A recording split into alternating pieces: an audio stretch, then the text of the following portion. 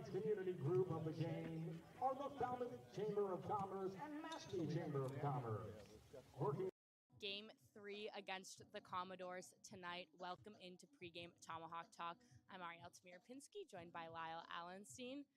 The Braves will play Falmouth for the third time this season here at Gov Fuller Field. But before we get into the game, let's talk a little bit about a draft recap. Yeah, really successful 2025 MLB draft for former Brave alumni. They had 4 first-round picks headlined by Liam Doyle. You had Merrick Houston go there. The 4 first-round picks were the largest amount that the Cape League had. And then you had 27 total guys go off the board. A couple of guys from this year's squad that you saw time: Derek Smith, Jonathan Stevens, Bryce Molinaro. Really successful stuff from the Braves alumni this year's draft. Remind me last time what happened with this team when we were at Gov Fuller Field last. Yeah, 8-6 loss, but leading up to that, you're amongst that losing streak that they struggled with. But that was the first time you really saw the bats come alive. After that, you saw 7 runs against Orleans, 10 against YD. You had that 12 against Hyannis during that winning streak that the Braves had. But they've struggled as of late. But, it's a familiar field where they saw some success with the bats, and hopefully they get it going again tonight. Well, thanks for joining me, Lyle. We'll have some more pregame coverage, and first pitch will be at 6 p.m. tonight. Continuing on pregame, I'm now joined by our play-by-play broadcasters, Adam Gotkin and Devon Jarvis. Devon, we're coming off the off day yesterday. It's a great day to reset, get back in the win column. Absolutely. I think this Bourne team has been playing in weeks, not really games. They've had a good week. They've had a bad week. Last week wasn't a great week, so you're hoping that this one can start well against Falmouth, a team they've been in games against, just hasn't been able to find the win against. So hopefully a great week ahead, a shortened one with the All-Star break on Saturday. We've seen him on the mound before, but not starting yet for the Braves, Jonathan Stevens. Yeah, he's been probably the most interesting pitcher that we've seen here in Bourne over the last couple of years. We don't need to say the story again, but has not pitched yet in college, has been exceptional during the summer. He's got a 0.82 ERA so far this summer, 11 innings, has given up just 1 run, but no starts. And he really hasn't started before because last summer, when he was with the Bethesda Big Train before he came up here, he was only reliever. He did get a couple starts, but it was a spot start and one because there was no one else available. So, we'll see what he can do in the starting role for the first time in a while. But, he's been nothing but spectacular so far this summer. So we have to imagine that he's going to be really good on the mound once again.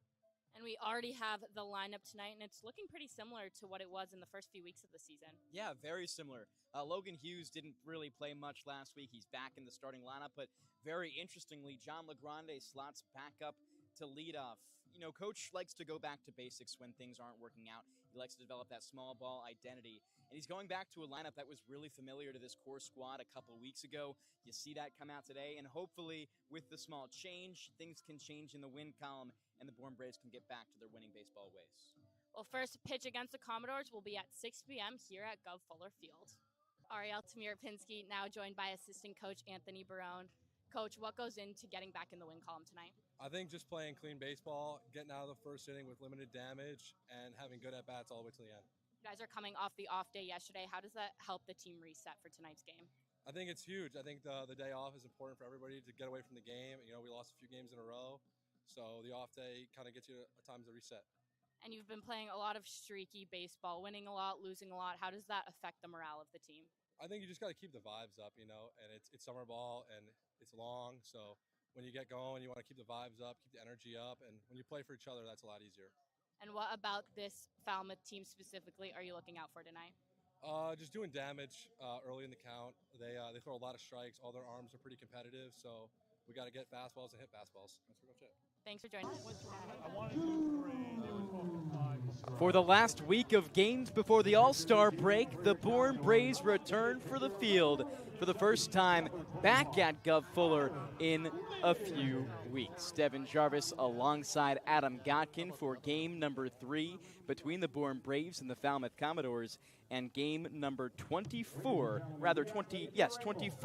of the Bourne Braves season. Great to have you with us. Like we mentioned before, it's the Falmouth Commodores today, and a very interesting one. We'll step aside briefly for the national anthem and come back with more before first pitch.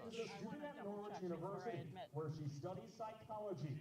She graduated from Falmouth High School in 2020, and upon attending college at a senior military institution, continued developing her passion for public speaking and affairs. Whenever you're ready, Ava.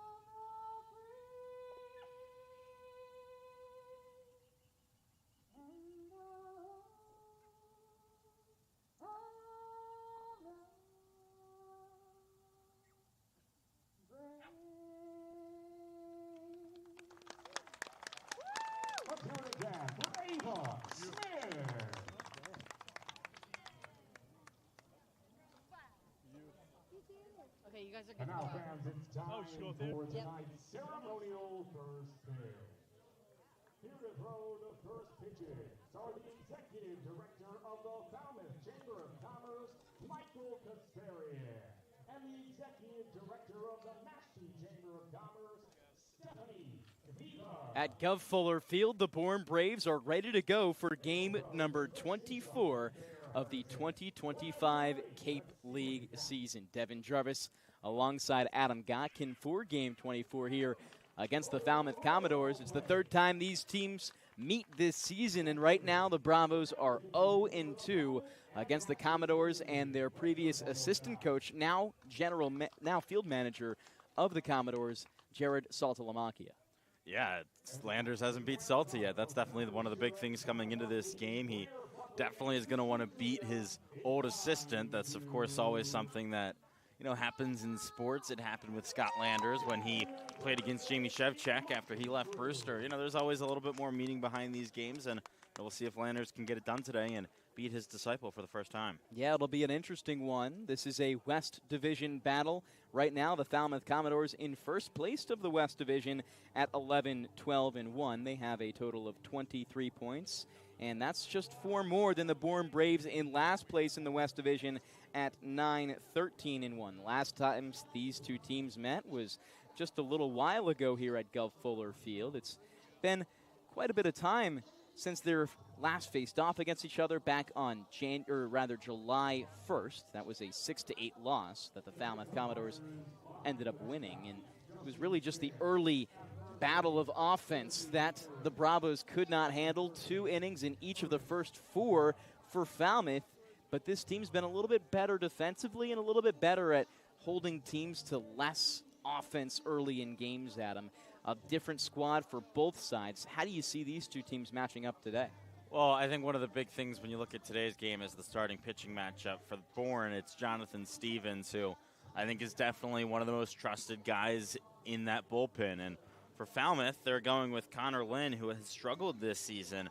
He's got an ERA above 6. And, it's interesting. These are 2 bullpen guys getting their first start of the summer, but one with a very high ERA and the other with a low ERA. So, whoever wins that pitching matchup could really be the factor in this game. Not often do you see that, 2 relievers making their first start. For Jonathan Stevens, it's not his first start as a Bourne Brave. He was with this team a year ago and started for them in Game 1 of the Cape League Championship, and generally is expected to have been a starter until now, where he finally gets the ball to begin the game for the Bravos. Their starting lineup, Adam, what do you got? Well, for the Bourne Braves, it's John LeGrande who leads things off. He's playing in center field today and back up at the top of the lineup after spending a while towards the bottom. Batting second's the third baseman Braden Holcomb. In the number 3 spot is the catcher Camden Kojal. Batting cleanup is the right fielder Kahio Aloy. Batting 5th is the first baseman and Bourne's leader in runs batted in, Cade Lewis. In the number 6 spot, making his return to the starting lineup after missing about a week, is the left fielder Logan Hughes. In the number 7 spot is the designated hitter and former Falmouth Commodore Mark Quattrani. Batting 8th is the catcher Gavin Kelly, getting his first start behind the plate this season. Batting 9th is the shortstop Ryan Cooney, and again, Jonathan Stevens gets the start today for the Bourne Braves on the bump. For the Falmouth Commodores, Antonio Morales leads off. He plays in center field. Batting second is the second baseman Carl Schmidt. To his right and batting right behind him at first base in the number 3 spot is Kent Schmidt. Batting cleanup is the catcher Bear Harrison. In the number 5 spot's the third baseman Ryan Zuckerman.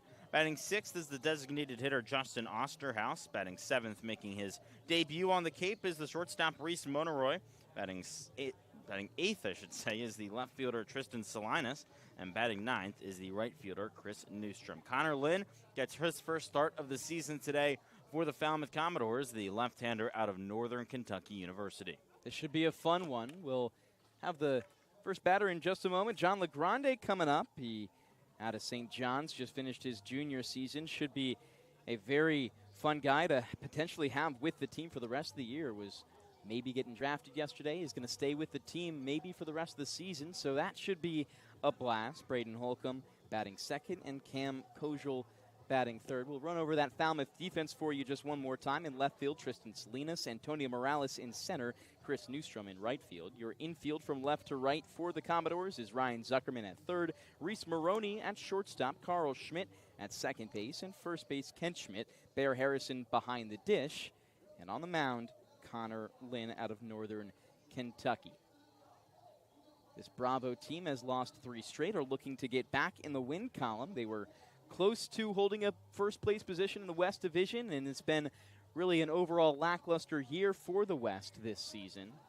This Commodore team in first place is not even above 500. They're 11, 12, and 1 and still lead the division in points. It's not often you see that, but there's always got to be a division worse than the other. This East Division this year has been extremely solid. The Brewster Whitecaps in first place, and just to show you how different the two divisions are, the Chatham Anglers in last place of the East Division would be tied for first place of the West Division, both at 23 points. Well, first pitch ahead as everyone takes their place. John LeGrande reappearing in the top of the lineup for the Bourne Braves. Now in his 22nd game, is batting over 300. Has been doing a lot of work for this Brave team at the bottom of the lineup. He bats to the left side against the lefty pitch-up in Connor Lynn. It's a lefty-lefty battle to start, and LeGrande will begin things. From the windup, here's the first pitch from Lynn. Kick and deal. That one in the dirt, and it's already a worse start for the Braves than the last time these two teams met. It was a first pitch home run over the left field wall for Riker Waite last time. Waite not in the lineup today and will be given some rest. The 1-0 from Lynn. Fastball low and outside of the zone. Lynn works with 3 pitches. He has a fastball, breaking ball, and changeup.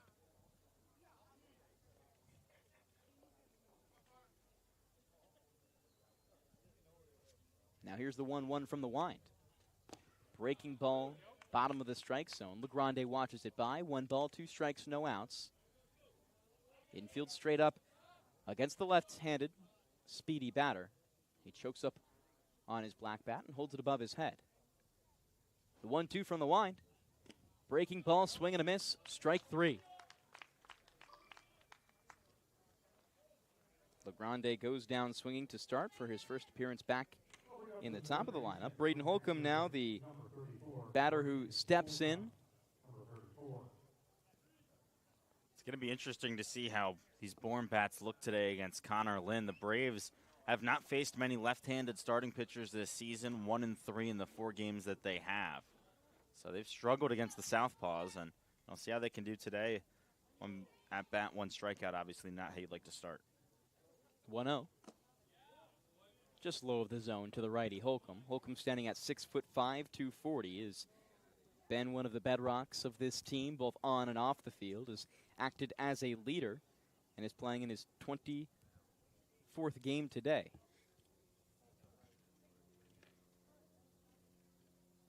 The 1-0. Just upstairs.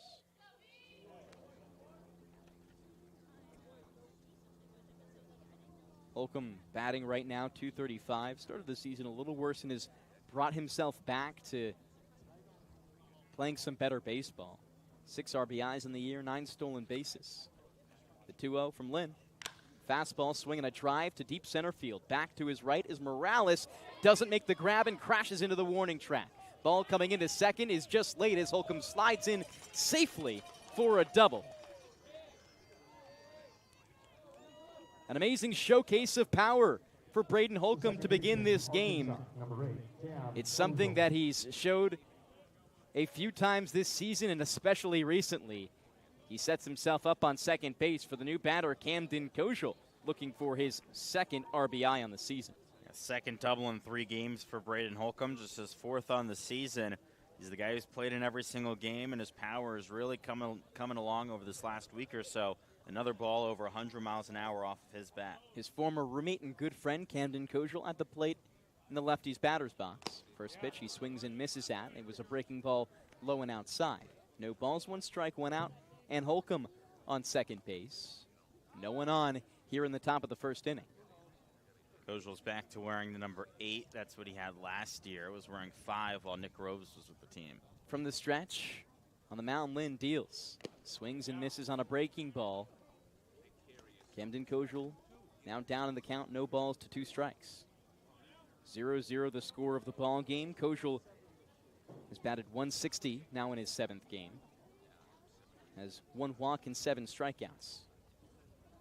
Here's the 0-2 from Lynn on the third base side of the rubber. Breaking ball way low in the dirt. Good stop by Bear Harrison, the catcher. Had to move to his left and picked it on a hop, chest high.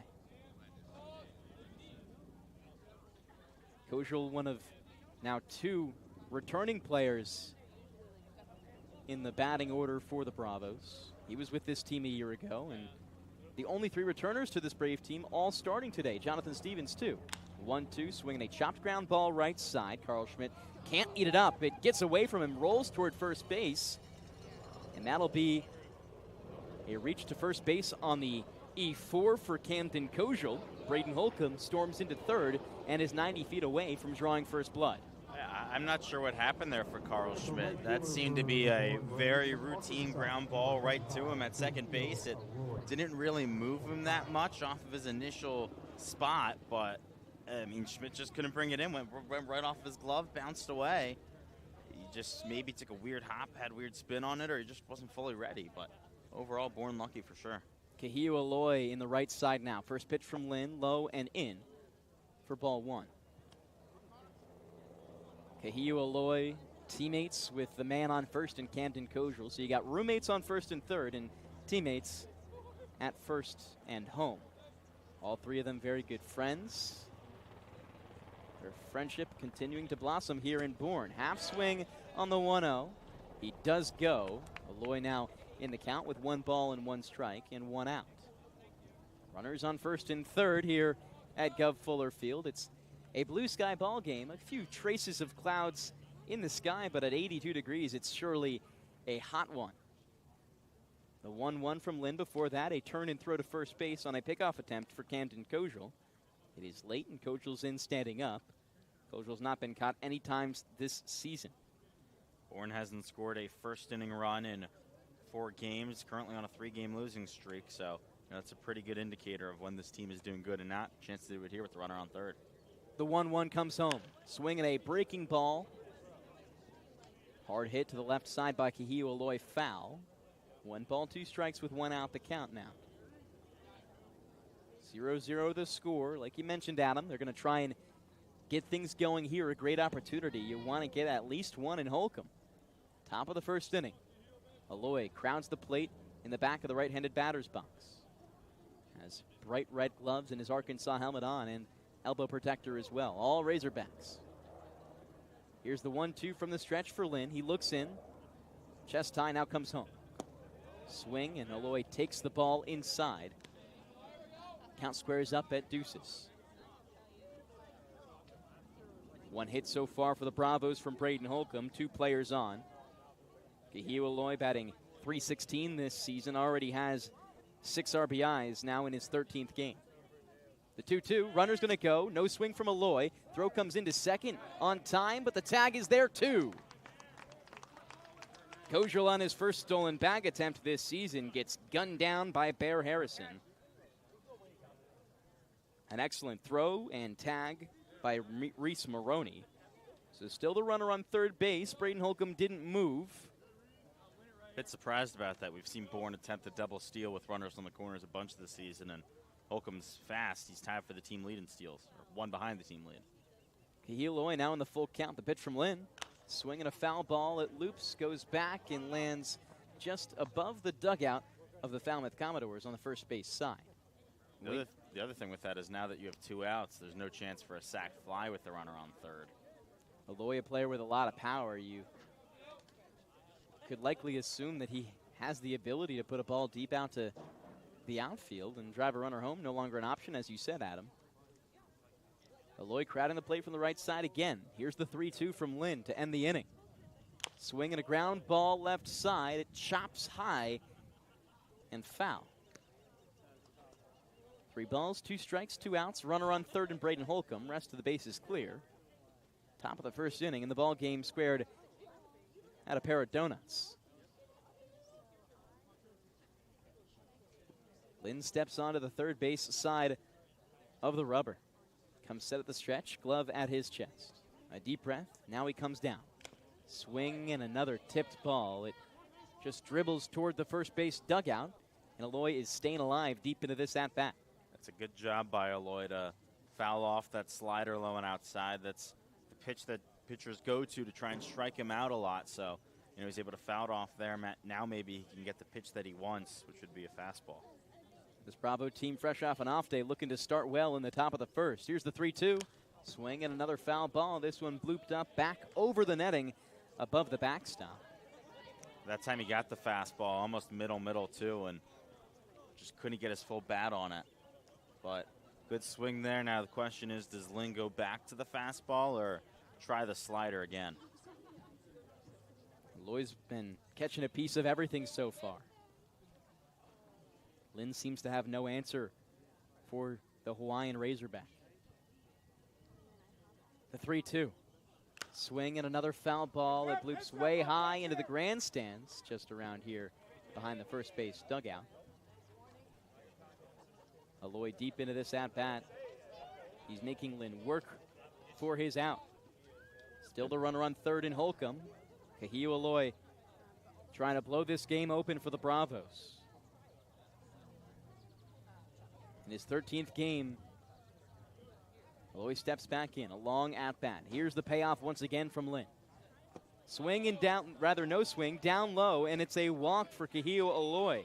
One of his better at-bats of the year, just by the nature of fouling balls off, and he puts runners back onto the corners for the Bravos. Eloy on first, Holcomb on third, and Cade Lewis into the left-handed batter's box with a chance to continue this run for the Bravos, trying to bring a run home. That was another great professional at-bat from Kahio Eloy. We've seen him do that a number of times this season. His on-base percentage getting close to 500. That was his 9th walk of the year. That's right near the top of the team leaderboard. His OPS at 1,000 going into this one. Eloy now back over 1,000. Swing and a high chopped ground ball. An easy field for Lynn. He pivots and throws to first for out number 3. And the Bravos stay scoreless in the first inning. Well, we'll step aside here on the Bourne Braves Broadcasting Network and Cape League TV. Jonathan Stevens returns to the starting mound for the Bravos for the first time in just under a year. We'll step aside here and be back in just a moment for the bottom of the first inning. Or other intimidating actions directed at officials, student athletes.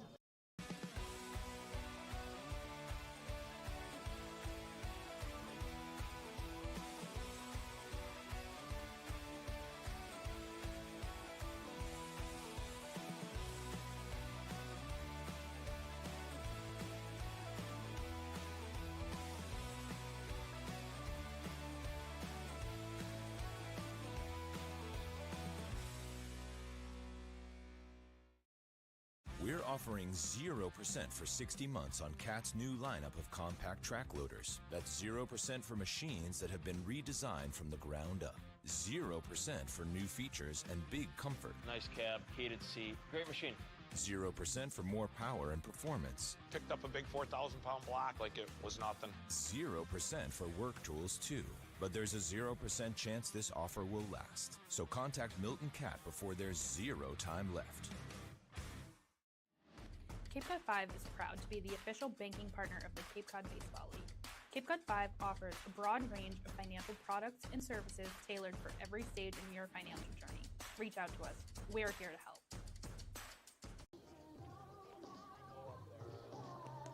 Back here at Gov Fuller Field for the bottom of the first inning. Devon Jarvis alongside Adam Gotkin with a new pitcher on the mound for the first time this season. It's Jonathan Stevens making his starting debut. He's been in as a reliever quite a bit of times, but now gets the starting ball. And now in his second year with the team, returns to the starting bump. In his last game, he was at Hyannis and pitched 2 innings, allowed just 2 hits, 1 earned run, his only of the season, and has 2 walks and 1 strikeout. In his 6 appearances, only a .82 ERA and a .82 whip. So not a bad start for Jonathan Stevens. The rising junior spent 2 years at Alabama and is now heading to Alabama Birmingham next year. Didn't pitch at all for the Crimson Tide and will hope to be a weekend guy, a starter for Birmingham. Starts his day against this Falmouth Commodore team. Antonio Morales, Carl Schmidt, and Ken Schmidt versus the defense for your Bravos. From left to right field, Logan Hughes, John LeGrande, and Kehio Aloy. Your infield is Braden Holcomb, Ryan Cooney, Cam Kojal, and Cade Lewis from left to right. Making his starting debut behind the dish is Gavin Kelly. So it's a starting debut battery between Stevens and Kelly. Kelly came in last time a few games ago as a catcher. And the first pitch strike from Jonathan Stevens. Finds the upper inner part of the zone on the first pitch against Morales. The Terrapin used to be at Wake Forest. Swings and chops a high one to second base. Tough play for Kojal. Makes the grab right by his ankles and a soft toss to first for out number one. Well played by the Razorback, who's still finding his groove here in Bourne. Now just playing in his 7th game, has rotated between a couple positions, first base, second base, designated hitter, and showcasing the glove right there. Carl Schmidt, the second baseman, is batting second from the right side. It's a righty-righty battle with one out on the board in the bottom of the first inning. Stevens from the stretch, swings and fouls one off. Schmidt does. The 23rd game for Carl Schmidt, has appeared in all but 2 so far, batting .294 and has 9 RBIs. The 0-1 from Stevens. Top of the zone on the fastball for strike number 2. Stevens, a very efficient pitcher, may have had his least efficient outing last time against Hyannis. That was a week ago today.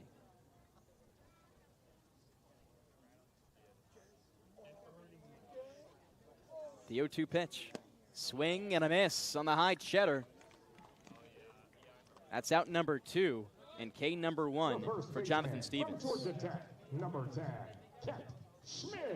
He's got really electric stuff. One of the better fastballs that we've seen this summer from any Bourne pitcher. Can get it up towards the mid-high 90s. It's usually about 94, 95, and can be really tough for hitters to catch up to.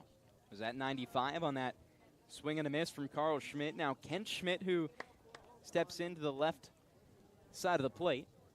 Righty-lefty battle now from the stretch. Stevens offers on the first. Up and away on the first one. 1 ball, no strikes, 2 outs here in the bottom of the first inning. Bourne failed to convert their runner on third base in Holcomb, so it remains a scoreless game.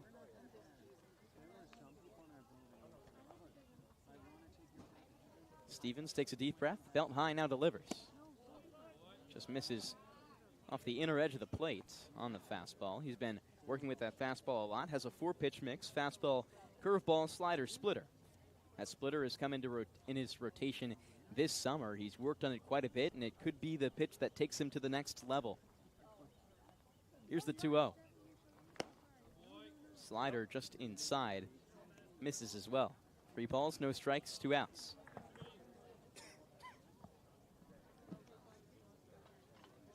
Schmidt, the first baseman, batting .274. Very good personality beyond being a good baseball player. The 3-0, way up and in, and that's a 4-pitch walk that Kent Schmidt draws against Jonathan Stevens. Schmidt right there drawing his 8th walk on the season. Number 27. He's been getting better and better as this year has gone on with his plate discipline. 2 last game, 1 already today. That was one of Schmidt's issues through the first few weeks of the summer, as he just wasn't patient enough at the plate. In his 21 games, Kent Schmidt has only gone out 8 times with a strikeout. As the new batter comes in, and Bear Harrison. Ball will get by as the pitch was pulled, and storming into second is Kent Schmidt with ease. It's going to be really interesting to see how Gavin Kelly does behind the plate today. This is his first start as a catcher in Bourne. He caught a little bit at West Virginia in his freshman year, and it's a really tough team to go up against first. Falmouth leads the league in stolen bases. They're very, very aggressive. That's something that Jared Saltamakia loves to do. He did it last year in Bourne. The 1-0. just misses outside. It's now 6 consecutive missed pitches for Jonathan Stevens. Gavin Kelly, like you said, Adam, he caught 18 games at West Virginia, appeared in just 1 game for the Bravos this year as a defensive replacement, or rather just switch spots. Chopped grounder to shortstop. Easy play for Ryan Cooney for out number 3. Before we step aside here after the first inning, our sideline reporter and third member of our team, Ariel Tamir-Pinsky, has more on Jonathan Stevens and the draft that just happened yesterday.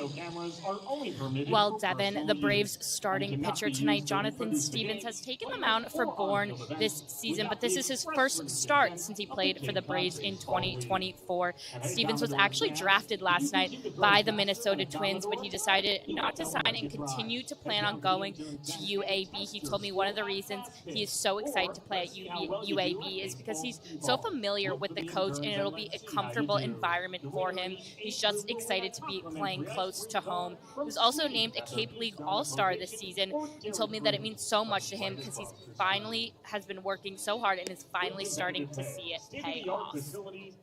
Thank you so much, Ariel. We step aside for the end of the first inning of play, and we'll be back in just a moment with the Commodores back on defense and the bats back out for the Bravos. Logan Hughes, Mark Quitrani, and Gavin Kelly, your 3 batters here on the Bourne Braves Broadcasting Network and Cape League TV. Cape Cod Healthcare, we're committed to excellence and compassion in everything we do, like helping people maintain their active lifestyles. Our innovative orthopedic program combines advanced techniques and leading-edge technology with highly specialized teams, including our nationally recognized Center of Excellence for Joint Replacement. Our focus is getting you back to doing the things you love, in the place you love. The Center of Excellence and the quality of care that we can deliver makes all the difference to the patients. They understand that they can get the best care right here on Cape Cod. If you can dream it, if you can cruise in it, if you can summer in it, fish from it, or take it for a day at the beach, we can protect it. The Baldwin Group, protecting the possible. For the top of the second inning, it's Logan Hughes to begin things off. He'll be followed by Mark Quitrani and Gavin Kelly for the Bravos. On defense, Connor Lynn remains on the mound and steps up for his second inning of work. He begins from the wind, the first pitch to the lefty Hughes. Swing and a foul ball just nipped off the inside part of the barrel for Hughes. Hughes returning to the starting lineup after about a week off. He played the first 20 games for the Braves, now in his 21st. Missed just 3 last week. The 0-1 from Lynn. Breaking ball well located on the outside edge of the plate. Hughes, an integral part of this team all season, an all-star in the Cape League. Will be representing the West this coming weekend. Here's the 0-2 from Lynn. Breaking ball just misses this time on the inside part of the plate. Still a good pitch, but a better eye from the Texas Tech batter in Logan Hughes. He sets up on the middle, back part of the left-handed batter's box. The lefty pitcher in Lynn comes set from the wind with his heels on the first base side of the rubber. Here's the pitch. Swing and a reaching swing from Hughes. It gets past the middle of the infield from Carl Schmidt, the second baseman who dove for it. And not bad return for Logan Hughes with the base hit to center. He's just doing what he did before he missed about a week, and that's put good, solid contact on the ball and have good at-bats. That time he fouls off the first pitch, takes a couple, and then puts a good swing on the ball and gets back on base. Mark Quitrani steps in. The Bourne Brave is in his second game now. His third overall, his second as a starter. First pitch. Swing and a checked swing ground ball.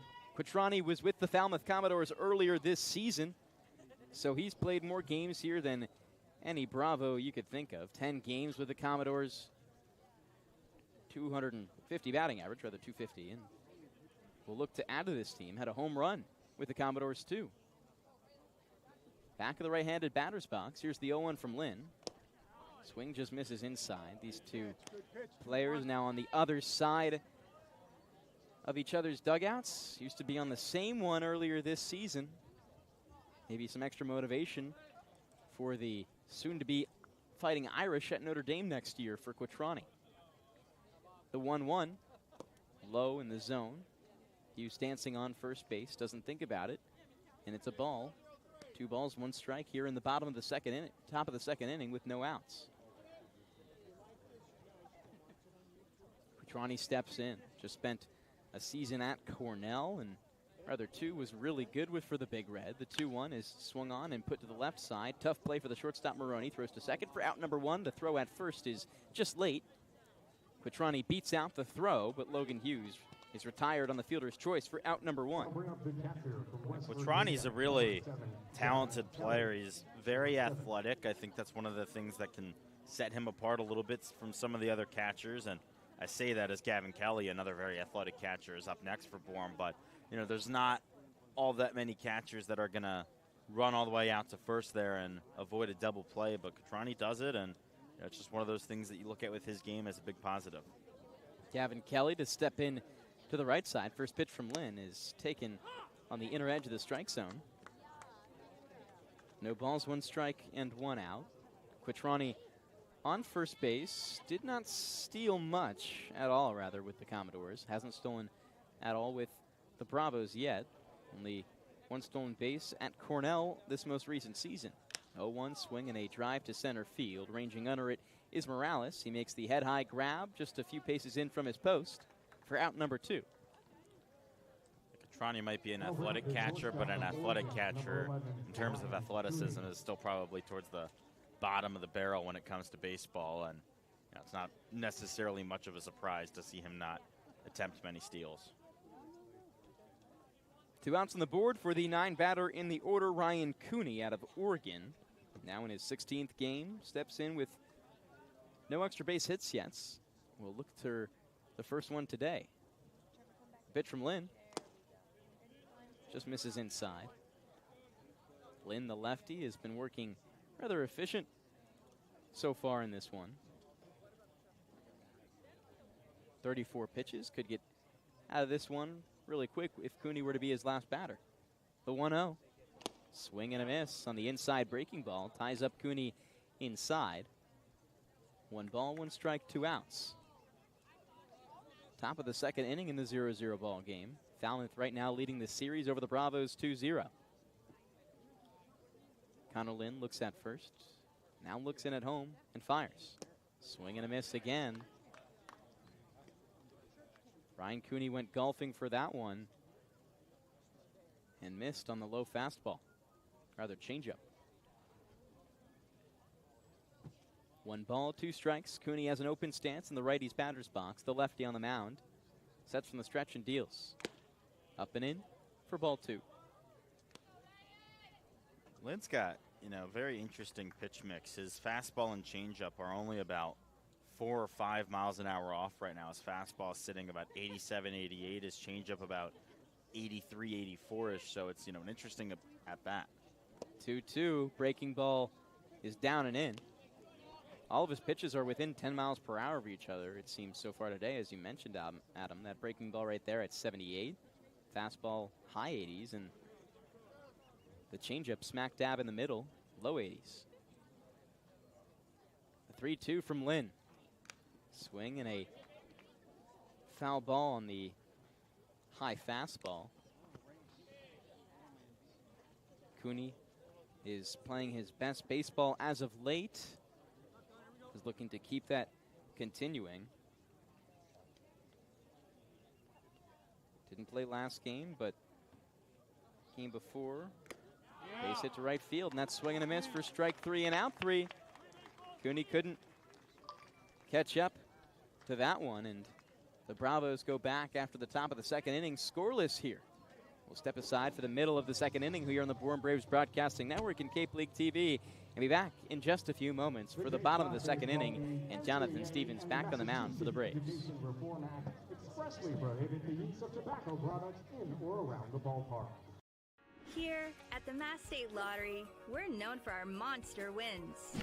But there's no bigger win than the $1 billion we provide each year to support all 351 cities and towns in Massachusetts. In our game, we know that supporting local businesses and helping communities is how we all win. Because at the lottery, we're all playing for the home team. The Mass State Lottery. Welcome to the state of winning. One source has it all. The pros' go-to rental choice for the newest and most reliable equipment for any job. One source that has a team you can rely on, the people and a name you trust, with the tools you need. One source with a location near you and wherever the work takes you. Milton Rents, the right equipment when and where you need it. There hasn't been a ton of training when it comes to bat speed or products for players to be able to train bat speed.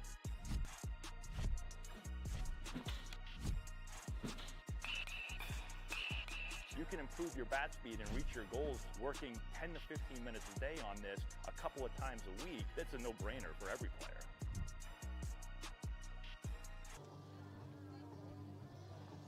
Bottom of the second here at Gov Fuller Field. Devon Jarvis alongside Adam Gotkin for the bottom of the second in this 0-0 ball game. Jonathan Stevens now into his second inning of work. Of course, he was a reliever for this team for a lot of games, 6 to be exact, only allowed 1 earned run in those 6. Now in his starting debut has already been successful. First pitch against Zuckerman is a fastball in there for strike 1.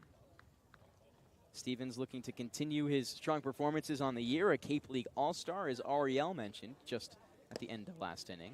Swing and a miss on the second offering for strike 2. No balls, 2 strikes, no outs, no one on. And the score tied up at zilch. Stevens, the 0-2. Breaking ball is low and away. Starting to see Stevens really develop a lot of confidence in his splitter. Went with it each of the first 2 pitches of this at-bat. He's definitely utilizing it a lot more now than he was even just his last couple outings. Zuckerman at the right side of the plate. Stands in for the 1-2. Swings and misses for the second strikeout of the day. And out 1. Great pitch right there on the fastball from Stevens. That was his first fastball of the at-bat. Went splitter, and then finished it with the fastball. Justin Osterhaus now in. The designated hitter for the Commodores is out of Alabama next season. Just committed to be a part of the Crimson Tide next season. Plays second base and will likely be there partnered up with Justin LeBron. Checks a swing, and that one gets into the outfield. Just a funky little hit for Osterhaus. And that's the first hit of the day against the pitcher Stevens. Funky's a good way to put it, Devin. Definitely an awkward one for Osterhaus, but one that he'll take. You know, he just went about half the way around. The fastball ended right about middle high, so, you know, Osterhaus was on plane, and he just met the ball right where it was and didn't get much power behind it, but the pitch was fast enough where it came off the bat pretty hard. Reese Maroney now in, making his debut with the Falmouth Commodores. First pitch from Stevens is way up and in. Stevens looking to keep that control with runners in the bases. He struggled a little bit last time. Ended up getting Bear Harrison into a ground out, but still. Pitch is inside. The steal attempt from Osterhaus is there. Ball just slipped out of Gavin Kelly's hand. He didn't make the throw.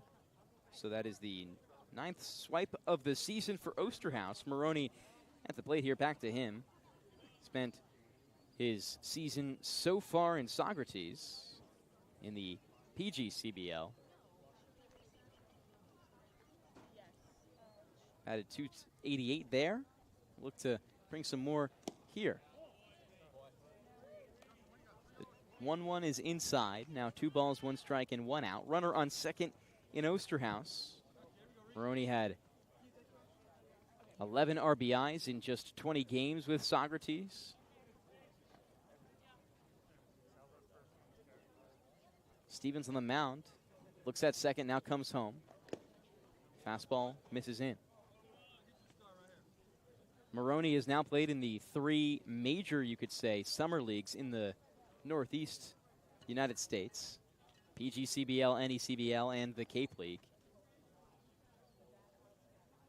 The 1-1 from Stevens. And it misses. Just outside, it's a 5-pitch walk to Reese Maroney.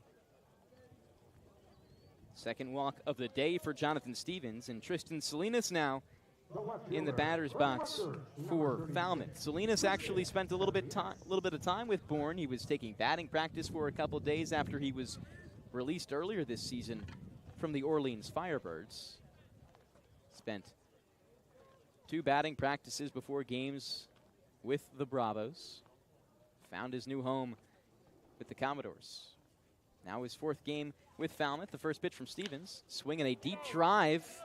Right fielder in Aloy ranges under it and makes the grab. Tagging from second is Osterhaus. The throw comes into second, and Osterhaus is standing up at third base. A sacrifice fly. Maroney stays at first. And now with 2 outs on the board, Chris Newstrom is the 9th batter in the order, and digging in to the righty's batter's box. Out of Tennessee, the Volunteer is now in his 20th game with the Commodores. Batting 143. With Tennessee, appeared in 33 games and hit .351. First pitch. Stevens offers inside on the fastball. It misses. With Tennessee, rotated between the outfield and the infield. Played right, played left, played third, and played second. Mostly in the outfield at left field. The 1-0. Runner's going to go. Throw doesn't come from Kelly. He just pump fakes. It's a called strike. No, 1 ball, 1 strike, and Maroney is in to second with a dive. And I think that's the smart decision from Kelly to not throw into second with the speed of Osterhaus at third base. He probably could have came in to score on the potential double steal. So just not worth it. Second stolen base of the day for the league leader team. Swing and a miss on the 1-1 from Newstrom. 1 pitch away is Jonathan Stevens from retiring the side here in the second. Bottom of the second inning, 0-0 ball game. Bourne would like to keep it that way. The 1-2 in the dirt. Good stop by Gavin Kelly, the catcher, in his first starting gig. 2-2 with 2 outs and runners on second and third. 2 in scoring position. Falmouth left 1 in scoring position back in the first. That was Kent Schmidt stuck on second. Osterhaus on third and Maroney on second. From the stretch, here's Stevens. Glove belt high, now comes home. Swinging a line drive right side and picked up in a dive by Cade Lewis. What a snag and a web gem. Cade Lewis has been showing that glove at first base in his limited time on the right side. Well, before we go, first a few words from our sponsors. Keystone Place at Buzzards Bay is Bourne's premier senior living community, conveniently located adjacent to the Cape Cod Canal. Visit us at Keystone Place at buzzardsbay.com. Marty Chevrolet, your dealer for the people, proudly supports the Bourne Braves baseball team. See all our cars and trucks at martychevrolet.com and go Braves. We step aside for the top of the third. Ahead, it's a 0-0 ball game between the Commodores and the Braves here on the Bourne Braves Broadcasting Network on Cape League TV. Learn more. Baseball Cloud. Franklin Sports is one. Offering 0% for 60 months on Cat's new lineup of compact track loaders. That's 0% for machines that have been redesigned from the ground up. 0% for new features and big comfort. Nice cab, heated seat, great machine. 0% for more power and performance. Picked up a big 4,000-pound block like it was nothing. 0% for work tools too. But there's a 0% chance this offer will last. So contact Milton Cat before there's 0 time left.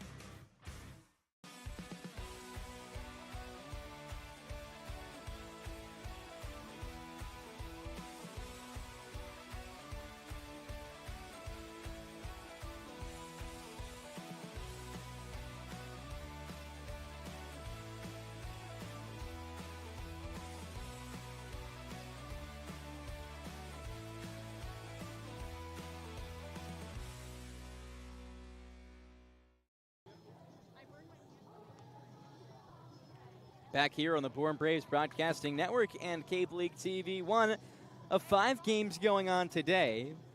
This one here, the Bourne Braves and the Falmouth Commodores.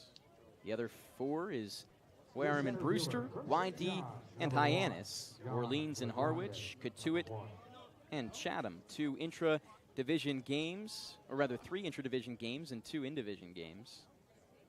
The Bourne Braves and the Commodores, one of them. John Legrand, the top-of-the-order batter, begins the inning and swings and misses at the first pitch from Lynn.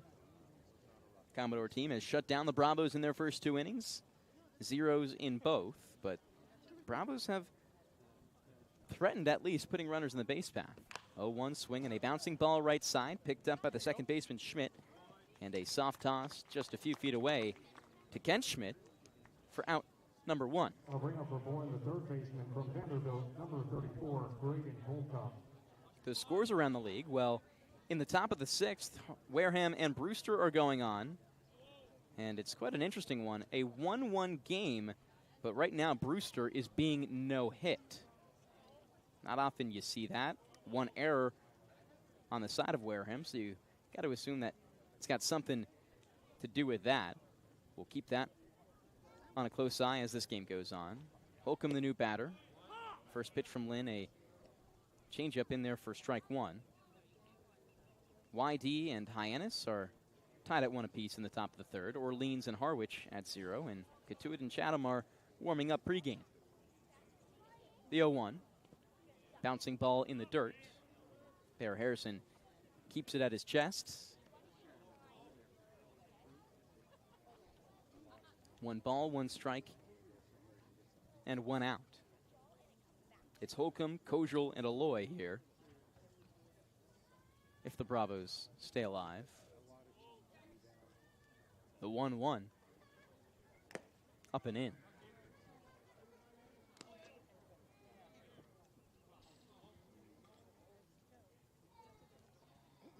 Holcomb got on last time with a bomb to center field. Too far for the center fielder Morales to reach. Crashed into the wall. The 2-1.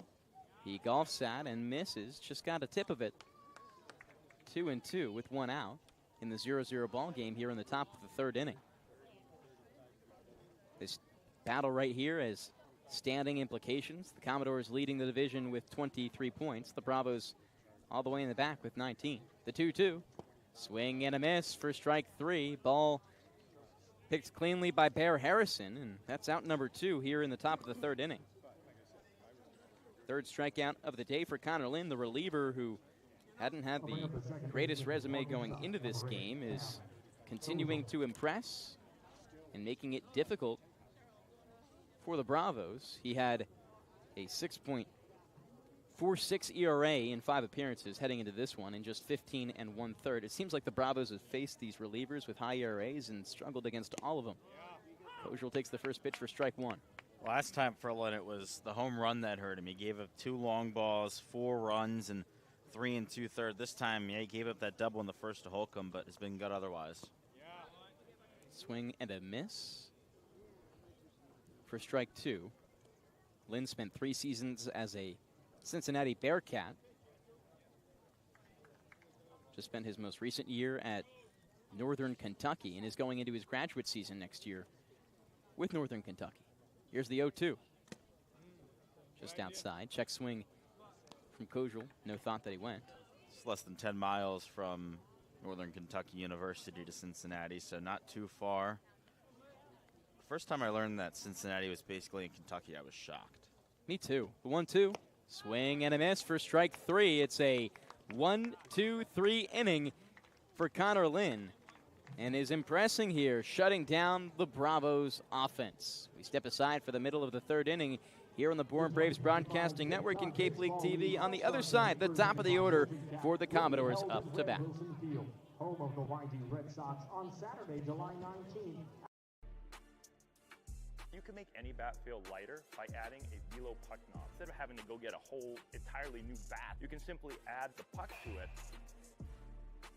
Players can use this with any bat. It's basically going to shift the weight of the bat a little bit more towards the hands. Players are able to hit the ball a lot harder just by simply adding the puck on. If you can dream it, if you can cruise in it, if you can summer in it, fish from it, or take it for a day at the beach, we can protect it. The Baldwin Group, protecting the possible. Cape Cod 5 is proud to be the official banking partner of the Cape Cod Baseball League. Cape Cod 5 offers a broad range of financial products and services tailored for every stage in your financial journey. Reach out to us. We're here to help. We're offering 0% for 60 months on CAT's new lineup of compact track loaders. That's 0% for machines that have been redesigned from the ground up. 0% for new features and big comfort. Nice cab, heated seat, great machine.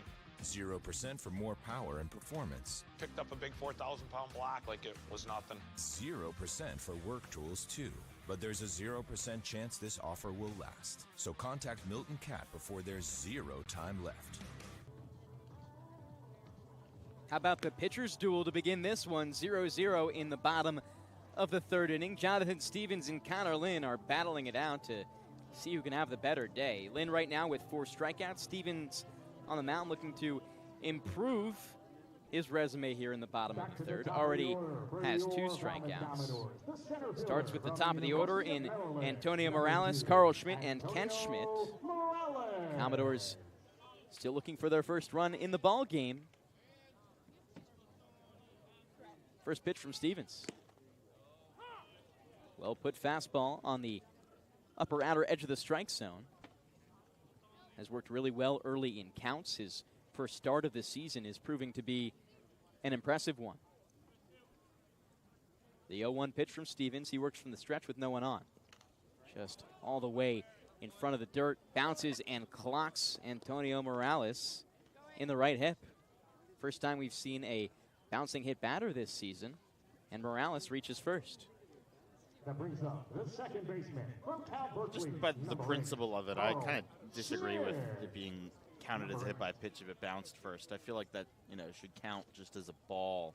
I feel like it has to hit you before the ground for it to count as a hit batter. That's just the Adam Gotkin rules of baseball, though. I agree with you. Stevens now to Carl Schmidt. Offers a splitter up and away. Like, what if there's a pitch that just has like a crazy amount of spin, bounces in one batter's box, and just because of the spin, goes back over and hits a guy? I would like to see that pitch. That much spin? 1-0, first a look over to first base. Throw from Stevens is just late and off the mark. You know how you do that with the basketball sometimes? You fake check it up and you spin it back to yourself. Do that almost like with the baseball. Maybe do it with like a wiffle ball. Probably could. 1-0, Stevens going to look over to first again.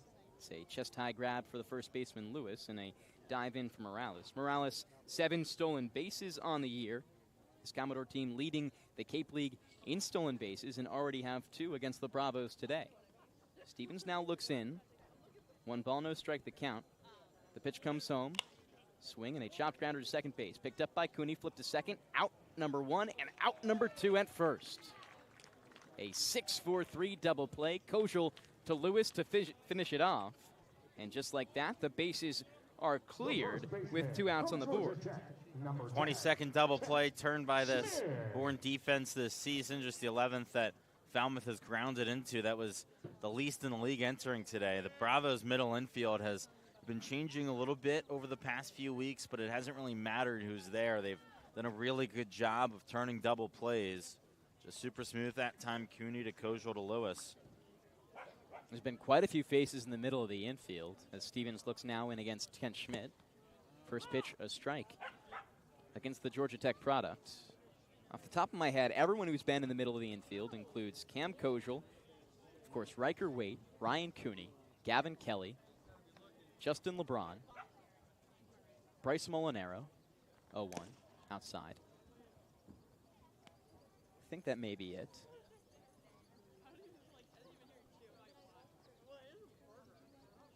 But quite a few. It's been a big rotation. 1-1 for Stevens on the mound before that. A step off and a timeout. Home plate umpire today is Mike Griffin. 1-1 from the stretches. Stevens with no one on in the bottom of the third. Pitch is swung on and grounded to the right side. It's a tough play for Kojal. One hop and recovers his mistake and still tosses to first base. That one rolls right into the dugout and will advance Kent Schmidt to second. So it was a tough play for Kojal. He lollygagged the throw to first base, and the glove at first, Lewis, couldn't make the grab, and it just hits the spot you don't want it to and falls into the Commodores' dugout. Yeah, and Kojal knows it. That's why you don't throw the ball to first. If you don't have the chance of getting the out, it's just not worth the risk of a ball potentially going into the dugout like it did there. See the way they call that.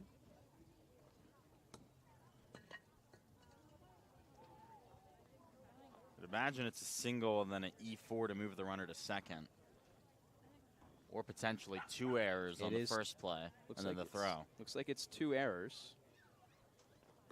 First pitch to the new batter, and Bear Harrison is up and outside. Rather instead behind the plate, as I mistakenly previously mentioned, it's Justin Sims. At first, Timothy Carey, and at third, Curtis Duggar. Here's the 1-0 from Stevens. Splitter in there for strike 1. Just clipped the outer edge of the strike zone. Only 1 hit so far for the Commodores today. That came back in the second inning from Osterhaus. Harrison here grounded out to short to end the first inning. The 1-1. Just low. Ball gets away from Kelly, dribbling up the third base line. It misses for a ball. Kelly grabs it, and the runner holds at second base. And Schmidt has 4 stolen bags this year. Has not been caught. Overall, this team has been extremely efficient in the base paths. Newstrom with 5 stolen bags, only caught once. Osterhaus 8 for 9. Bear Harrison 1 for 0. Schmidt 4 for 0, or 4 for 4 rather. Swing and a miss on the 2-1. That's now a 2-2 count. 2 balls, 2 strikes, 2 outs. Stevens looks in from the stretch, has a runner on second in the 0-0 ball game. Sets at his belt, now comes home with the pitch. Swing and a golfed ball. Pop up to second base, and the grab for Cooney to redeem himself is there.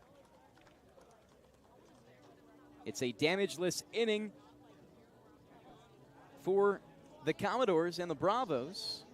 Ball game remains at a score of 0-0.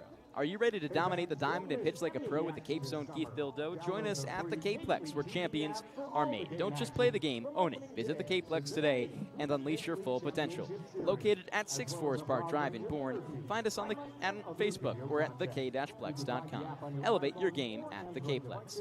Keystone Place at Buzzards Bay, Bourne's premier senior living community.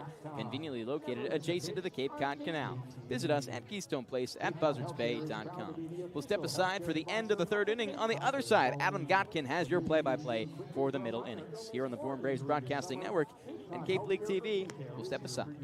With high-quality, full-service walk-in care.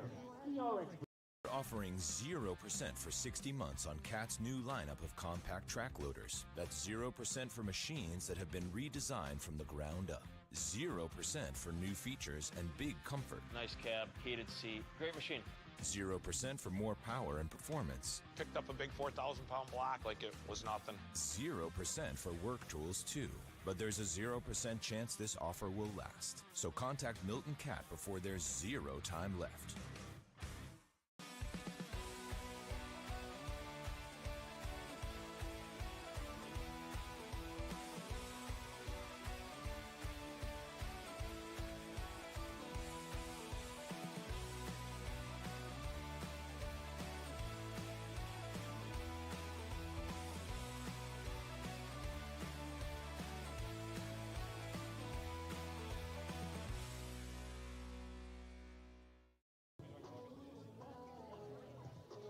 Welcome back into Gov Fuller Field. There's no score after 3 innings. The Bourne Braves and the Falmouth Commodores battling it out for the 4th time this summer. It's Connor Lynn, the left-hander out of Northern Kentucky, into his 4th inning of work. The southpaw has really been spectacular today after he struggled coming into this outing. He was primarily a bullpen guy, had an ERA at about 6.5, but Hasn't given up any runs yet. He goes up against 4, 5, 6 in the Bourne order. It's Kahio Aloy, the right-handed hitter, who stands in. From the wind, here's the first pitch. Aloy hammers one foul down the third base line. He walked and then was stranded at first back in the first inning. Braves have stranded 3 runners on base so far today, 2 in the first, 1 in the second. Connor Lynn has retired 5 in a row, put the Braves down 1, 2, 3 in the last inning. From the wind, here's the 0-1. Aloy swings and hits it back up the middle, and it rolls through into center field for a base hit. Maroney took a dive towards that ball, which was slowly rolling through the infield dirt, and he almost got there, but it just snuck through, and it's a leadoff single for Kahio Aloy to get the Braves going in the top of the 4th inning. Second time today that Bourne has had its leadoff man on. Now it's Cade Lewis up to the plate, the first baseman, batting from the left side. The third baseman, Zuckerman, playing in for Falmouth. First pitch, Lewis swings and hits it to the left side, and that drops in for a base hit. Takes one hop into the glove of the left fielder, Tristan Salinas, and on 2 pitches, it's 2 singles for the Braves here in the top of the 4th, and Bourne's offense is going. It's an offense that has really struggled lately, just 8 runs in the last 4 games, but a bit of a rally here to start the top of the 4th inning. Logan Hughes, another left-handed hitter, makes his way to the dish. Hughes playing in left field today. Got a hit into right field in his first at-bat. That was his first at-bat in about a week after he missed some time. From the stretch, Lynn kicks and fires. Hughes shows bunt, pulls it back, and the ball gets in between the legs of Bear Harrison. So the catcher picks it up behind home plate as Kahio Aloy runs into third. Cade Lewis does stay at first, but Bourne now has runners on the corners here in the top of the 4th with no outs and still no score. So a chance for the Bravos to take the first lead of the game. Cade Lewis leads Bourne in RBIs with 14. Lynn sets. Here's the kick and the pitch. Lewis watches it in for a strike at the knees. 1 ball and 1 strike to count.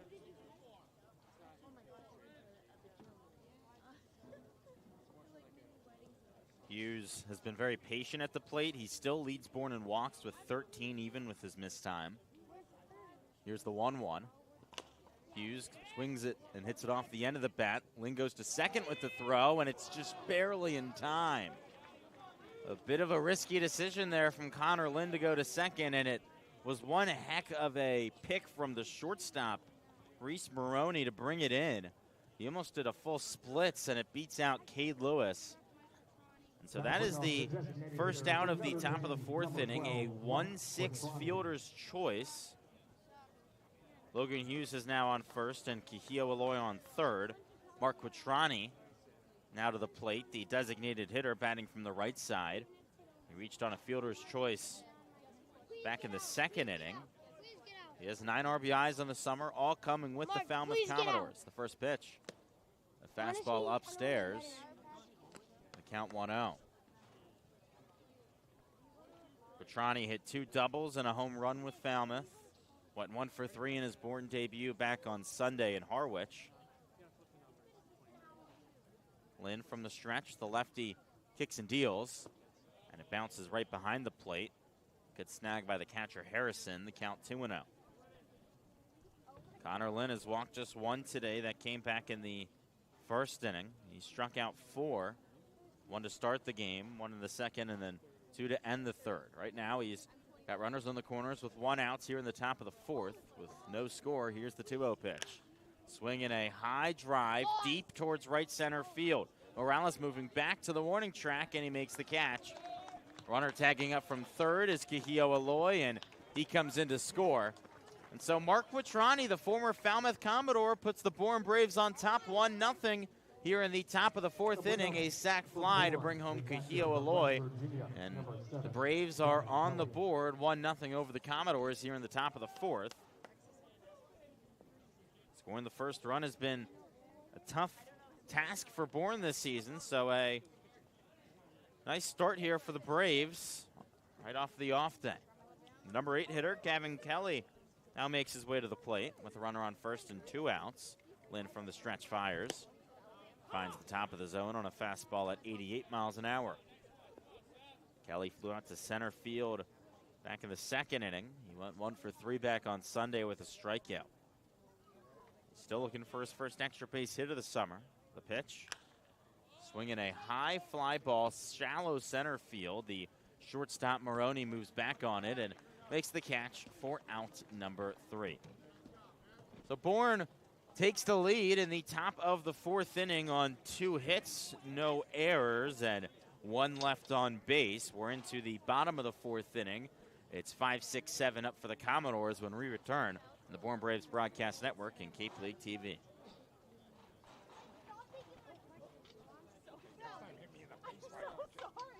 Hasn't been a ton of training when it comes to bat speed or products for players to be able to train bat speed.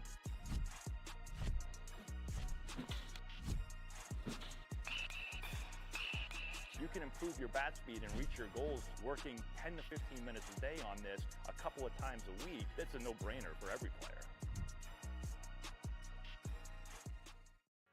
Here at the Mass State Lottery, we're known for our monster wins.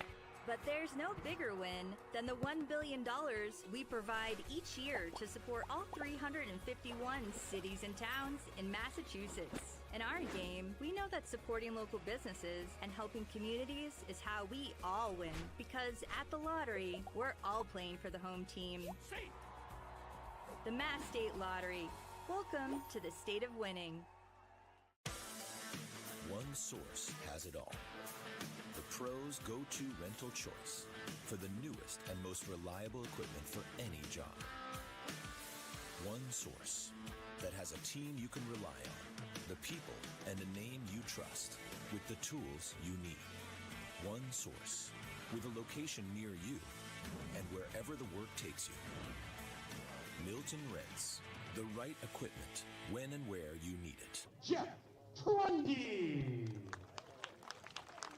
A real special moment here at Gov Fuller Field. Tonight, the jersey retirement of the former Falmouth manager, Jeff Trundy. He was the head coach for over 30 years out here on the Cape. Trundy, an absolute legend, inducted into the Cape Cod Baseball League Hall of Fame this past season. He unfortunately passed away in the winter, but his number 19 has now been retired right behind the home plate and right on the press box. So Jeff Trundy's number 19 and Arnie Allen, who's the namesake of the field here at Falmouth, is now both retired and both hanging under the broadcast booth just to our right. So a very special moment honoring Jeff Trundy, also known as Gentleman Jeff, who was an absolute legend on the Cape, a 3-time Coach of the Year. Well, back to the game. It is a 1-0 Bourne Braves lead on Arnie Allen Diamond here at Gov Fuller Field. The Commodores with 5-6-7 at the plate. Ryan Zuckerman leads things off, the third baseman. He's 0 for 1 today. First pitch from the right-hander Jonathan Stevens on its way. Misses low and outside on a slider, the count 1-0. Stevens making his first start of the summer today. He had appeared in 6 games. We'll see how long he goes, considering he hasn't started. The pitch, in for a strike, fastball at 95. What's also interesting, Adam, is he, in his relief, didn't pitch a ton of innings. Hasn't gone a lot of distance this season. From the belt, Stevens kicks and fires. A called strike on a fastball inside. Stevens was very efficient with his pitch count in the first 3 innings. He threw just 40 pitches.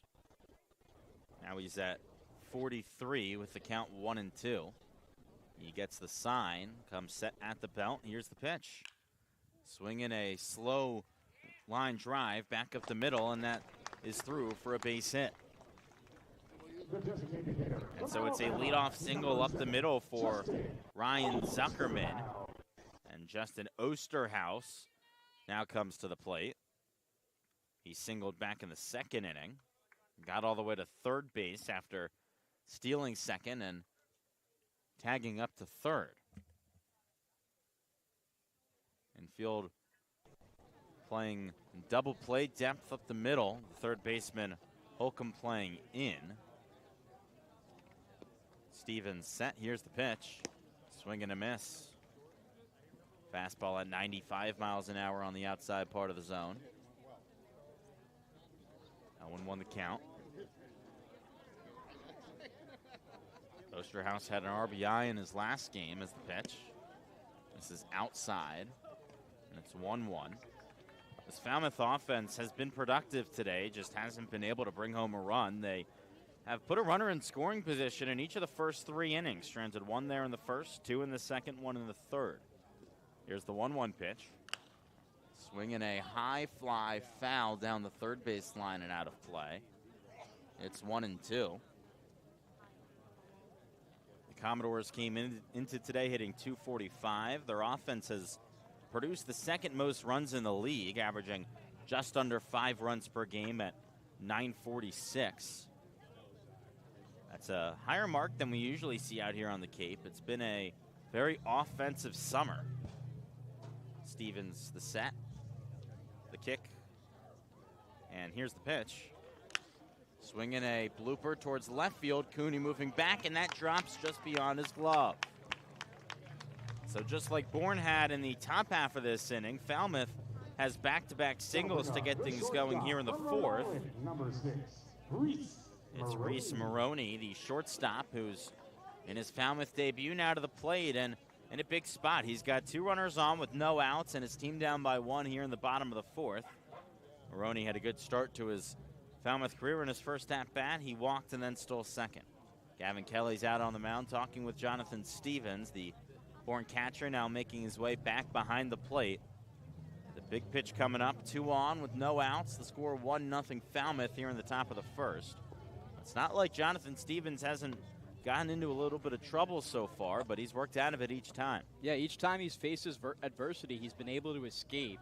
Only has 1 earned run in the season, too, and 0 in his first 5 games. Stevens looks back to second, kick in the first pitch, bunt shown, and Maroney offered at it on the bunt. He misses, so it's 0-1.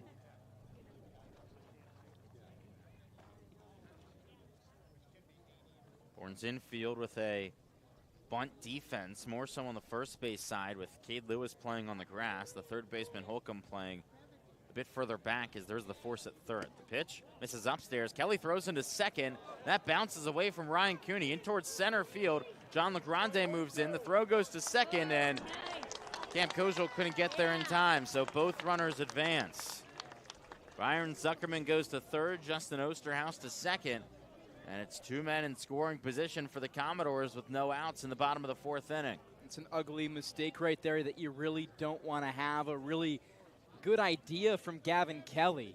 An on-target throw likely would have caught Zuckerman, but he paid the price for the errant play. Couldn't get the pick from Cooney either, and that's what you see with the ball into the outfield is now this game could be tied very soon or you lose the lead. It's called an E2, third error already today for Bourne. The 1-1 pitch, swinging a foul back to the netting. It's 1-2.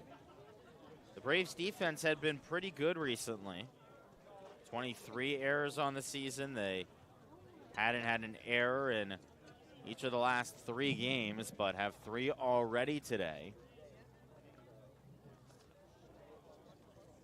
That mark of 26 on the season puts Bourne in 4th in the league. The pitch is swung on and lifted down the right field line. Aloy makes the catch. There could be a play at home. Here comes the runner, Zuckerman. The throw is just up the line, and Zuckerman slides in safe. A good effort for Kahio Aloy in right field. Almost got the runner, but Zuckerman comes in to score. Osterhaus advances to third, and it's a sac fly RBI for Reese Maroney in his Falmouth Commodores debut. It's 1-1 here in the bottom of the fourth inning, all even between the Bourne Braves and the Falmouth Commodores. Now it's Tristan Salinas who comes to the dish with 1 out and a runner on third base and Justin Osterhaus. Jonathan Stevens comes set at the belt. Infield all playing in. Here's the first pitch. a 3/4 of a swing. They'll appeal to third, but Curtis Duggar says that he didn't go. Bourne's dugout not happy. It looked to me like Salinas went around, but the umpires disagree. Some of the crowd letting the umps hear it too. Now, Duggar, the third base umpire, is telling the Bourne dugout to stop arguing. The count's 1-0 after the check swing. Here with one out in the bottom of the fourth inning, the score 1-1. And oh man, I think Scott Landers may have just been ejected. Landers is on his way out of the dugout. Duggar is talking to him, and Tim Carey has run over from first base, and Scott Landers has been tossed. Landers is very upset. Now he's walking back towards the dugout. I think he's saying he didn't say anything. That's a very, very quick toss for Scott Landers. The warning came to the dugout in general from Duggar, and then another comment came from Scott Landers. I think Landers has a right to be upset about this one, but what could be a very game-changing moment on how integral Scott Landers is to this team. Haven't seen him ejected at all this season either, but he always has his players' backs. There's no doubt that he does, and it's definitely a bit of a tough call. And so Landers reasonably upset, and he exits with the score 1-1 here in the bottom of the fourth inning. There's one out. Jeff Lemoncelli now walks out of the dugout. He's talking to the umpires. So we'll see who takes over as the manager, either Ed Blankmeyer or Jeff Lemoncelli, the two veteran assistants in the Bourne dugout. If I'm not mistaken, I did see Jeff Lemoncelli take that post. So it has been a chaotic minute here at Gumfuller Field. 1-0 the count with one out, the score 1-1, and Scott Landers has been ejected. Salinas at the plate. Stevens comes set. Here's the pitch. And it just misses outside on an off speed. 2-0.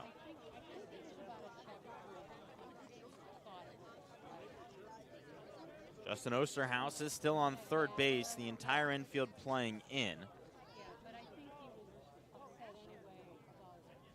Stevens comes set. Here's the pitch.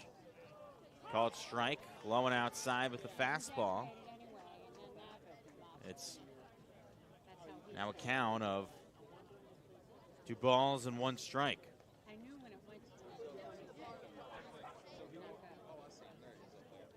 Salinas has 3 RBIs this season. A hit would bring him to 4th. The pitch runs inside, and it's 3-1. Jonathan Stevens hasn't given up more than 1 run in an outing yet this summer. He's only given up 1 coming into today. Now 2 total in 14 1/3 innings. From the stretch, here's the 3-1. A big swing and a miss. A slider low and inside. That bounced almost off the plate. Count full at 3-2. What's so impressive about Jonathan Stevens is his pitch mix and how he selects each one at perfect times, makes batters look silly, and knows what they think is coming, and then throws them something they will swing and miss at. Small lead at third for Osterhaus. Here's the 3-2 pitch, and it's barely tapped foul by Salinas. He just got a little piece of it and sent it to the backstop.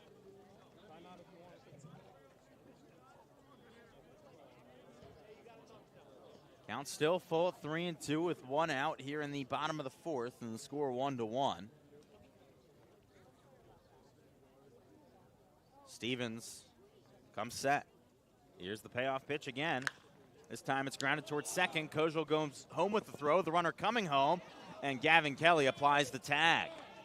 Osterhaus tried to jump to avoid getting tagged, but a good play on the 4-2 throw home to get the out. Salinas does reach first on the fielder's choice, but Bourne keeps the score even at 1 here in the bottom of the 4th with the number 9 hitter Chris Newstrom heading up. Really smart play by Kojal there. He takes his time, makes it look easy. Even looked down the runner as Salinas was running up the first base line. And just a great connection.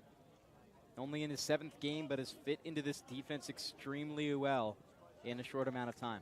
And a nice job by Kojal to bounce back after the 2 errors on just 1 play in the last inning. 2 outs, the first pitch to Newstrom. Here it is. Swings in a line drive, foul down the third base line.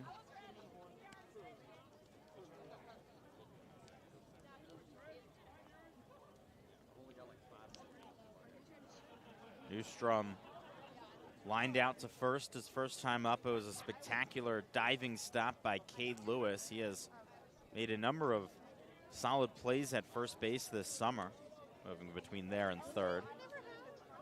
He's holding the runner Salinas on the bag. Stevens sets. Here's the 0-1. Runner going. It's in for the strike. The throw into second is late. So already the 3rd stolen base of the day by the Commodores. They're showing why they lead the Cape in steals. No surprise they're being aggressive here against Gavin Kelly, making his first start of the summer behind the plate. With the count now 0-2 for Stevens, he can get out of this inning with just 1 pitch. The right-hander looks back to second. Now comes to the plate. Swinging a pop-up. First base side out of play. And caught by a fan. Barehanded. Nice play there. Look, he snuck banana ball at him. Yeah, would have been an out. You know I'm not a fan. But here it's still an 0-2 count with 2 outs, and Stevens can get out of this inning. Newstrom's got 3 RBIs. A hit would give him his 4th. Here's the 0-2. Barely got a piece of it, foul to the backstop.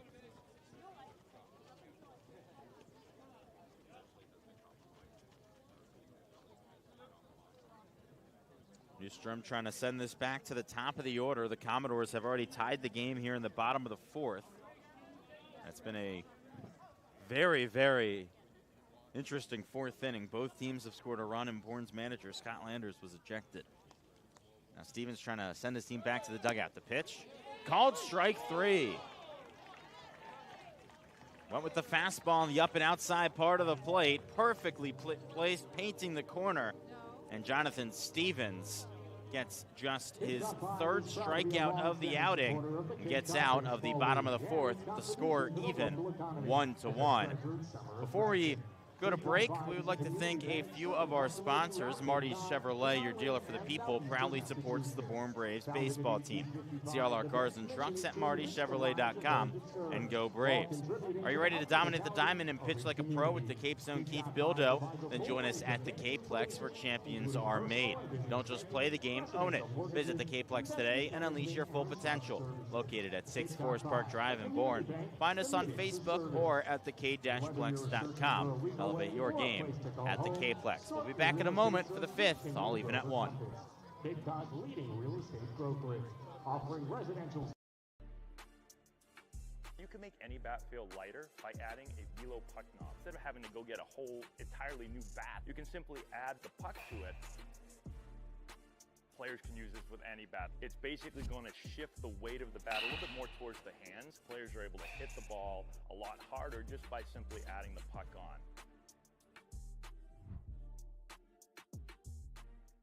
There's a 0 chance that you'll want to miss our 0% for 72 months offer.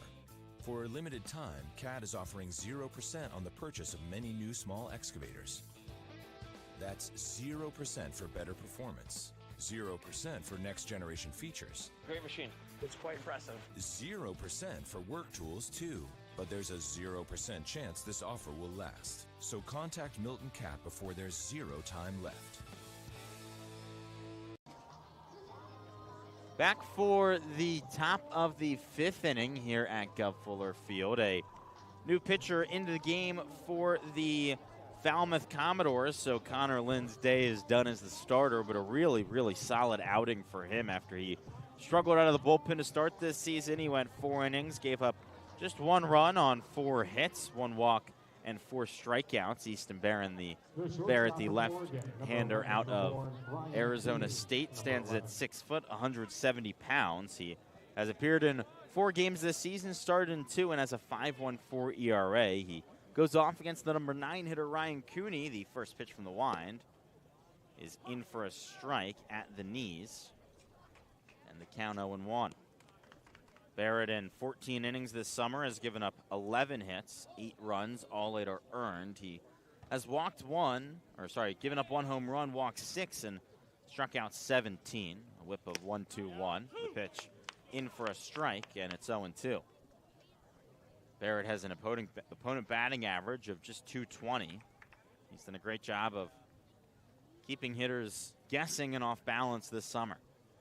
The left-hander looks in from the wind. Here's the 0-2 to Cooney.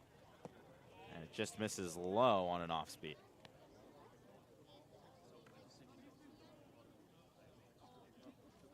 Barrett goes fastball, changeup, slider.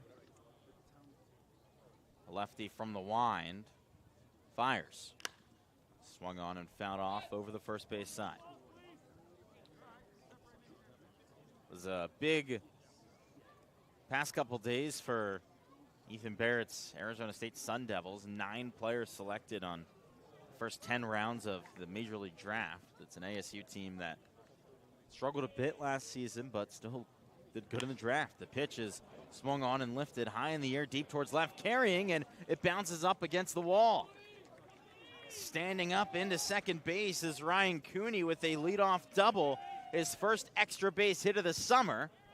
And it puts a runner in scoring position for Bourne to get things going here in the top of the 5th. Ryan Cooney is both one of the most inspiring and impressive stories this season from the Bourne Braves. I don't think there's been a player offensively who has taken the biggest steps or as big of steps as Cooney has this season. These recent games have looked really good, and it gets you a lot more excited for this middle infielder who could add a lot to Oregon and did with metal bats and now is showing that with wood bats. 1-1 here in the top of the 5th. Bourne trying to retake the lead. First pitch to John LeGrande, misses low. He showed bunt and pulled it back. LeGrande 0 for 2 today with a strikeout swinging and a ground out to second.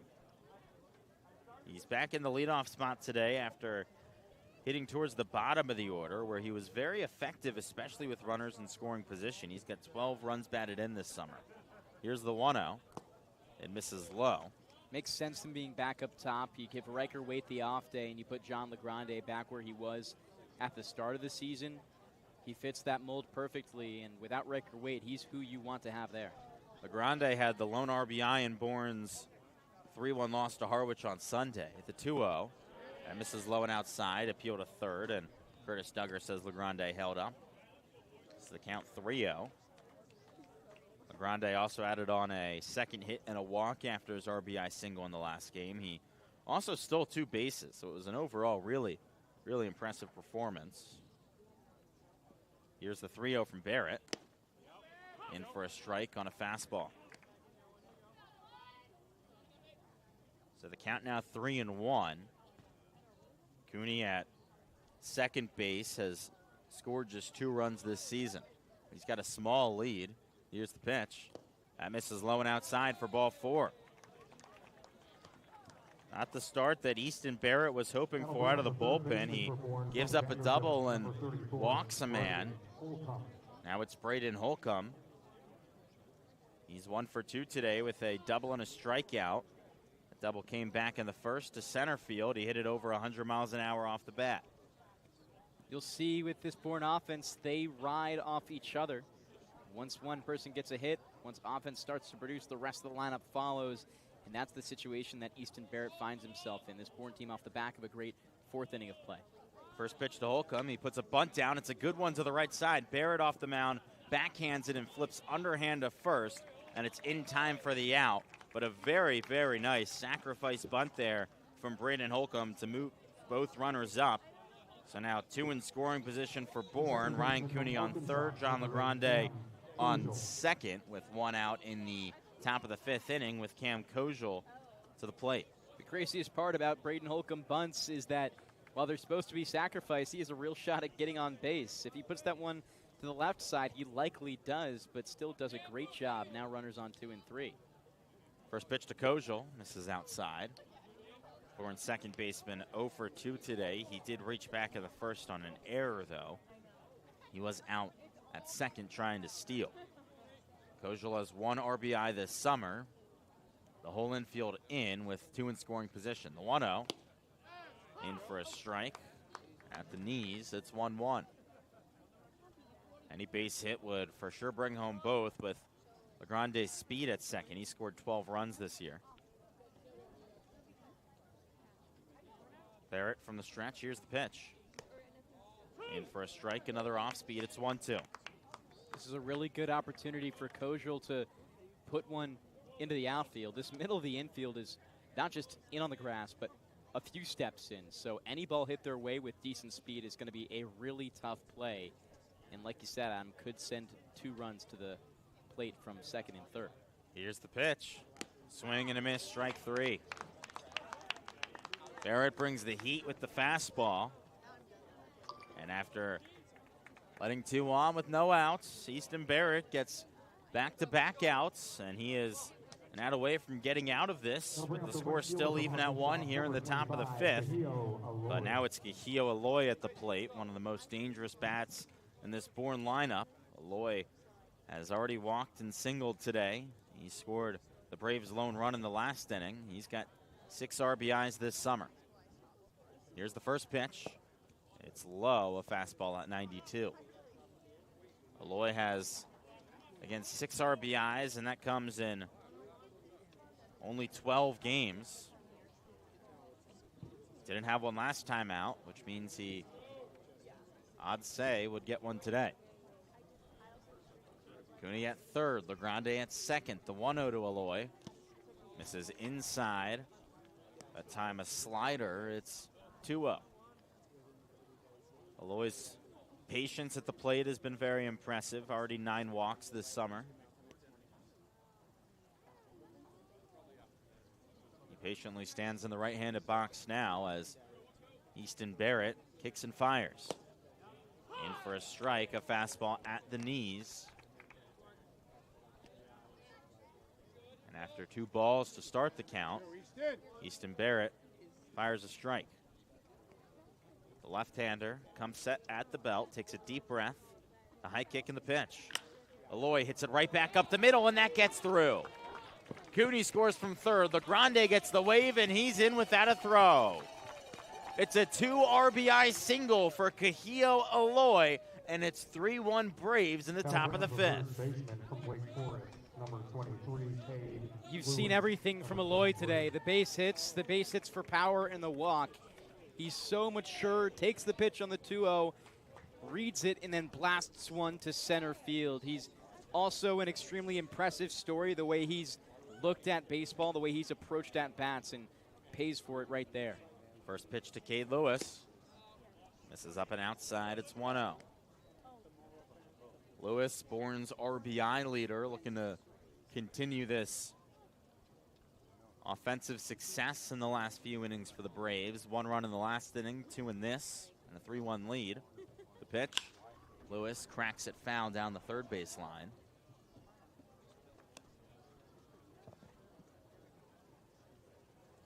The win would be big today for Bourne. Come into this game on a 3-game losing streak and in last place in the West Division, just 4-6 in divisional play this year.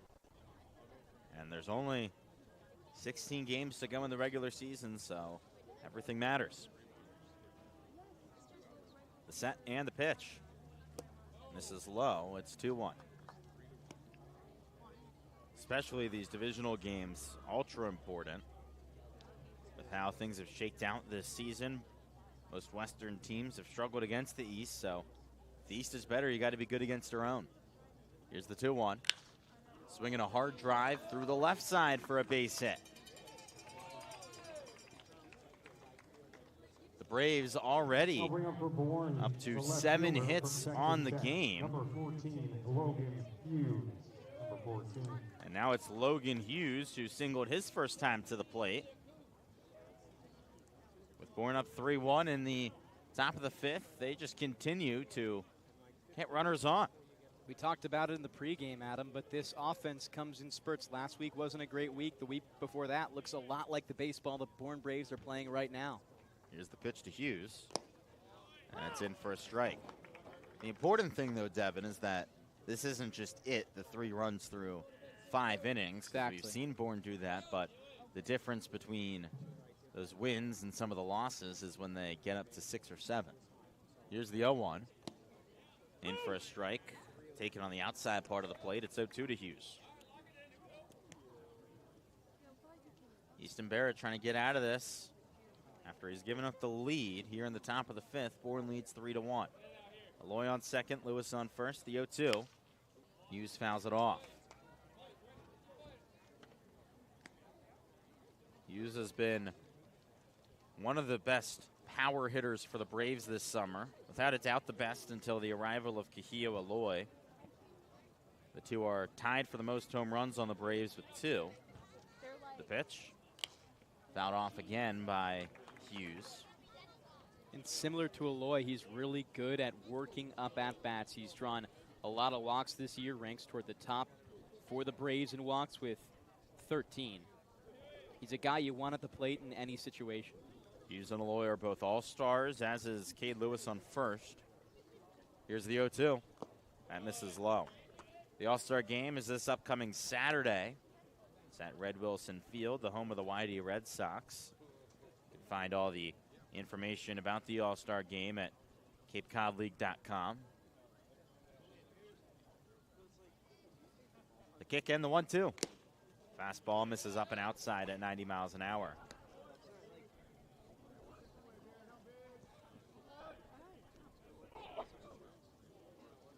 Braves looking to continue this offensive success here in the top of the 5th. They count 2-2. Here's the pitch. Hughes hits it hard towards second, backhanded by Schmidt. He flips to Maroney, who's covering the bag, and that's in time for out number 3. So Bourne continues to get hits. They're already up to 7 on the day, bring home 2 in the top of the 5th on 3 hits, and we're into the bottom of the 5th with the Braves up 3-1 and the top of the order up when we come back for the Commodores. Don't go anywhere. You're listening to the Bourne Braves Broadcast Network on Cape League TV. Every survey submission complete with name and valid email address. Cape Cod Healthcare, we're committed to excellence and compassion in everything we do, like helping people maintain their active lifestyles. Our innovative orthopedic program combines advanced techniques and leading-edge technology with highly specialized teams, including our nationally recognized Center of Excellence for Joint Replacement. Our focus is getting you back to doing the things you love, in the place you love. The Center of Excellence and the quality of care that we can deliver makes all the difference to the patients. They understand that they can get the best care right here on Cape Cod. Here at the Mass State Lottery, we know there's no bigger win than the $1 billion we provide each year to support all 351 cities and towns in Massachusetts. Now that's how we all win. The Mass State Lottery. Welcome to the state of winning. There's a 0 chance that you'll want to miss our 0% for 72 months offer. For a limited time, CAD is offering 0% on the purchase of many new small excavators. That's 0% for better performance. 0% for next generation features. Great machine. It's quite impressive. 0% for work tools too. But there's a 0% chance this offer will last. So contact Milton Cat before there's 0 time left.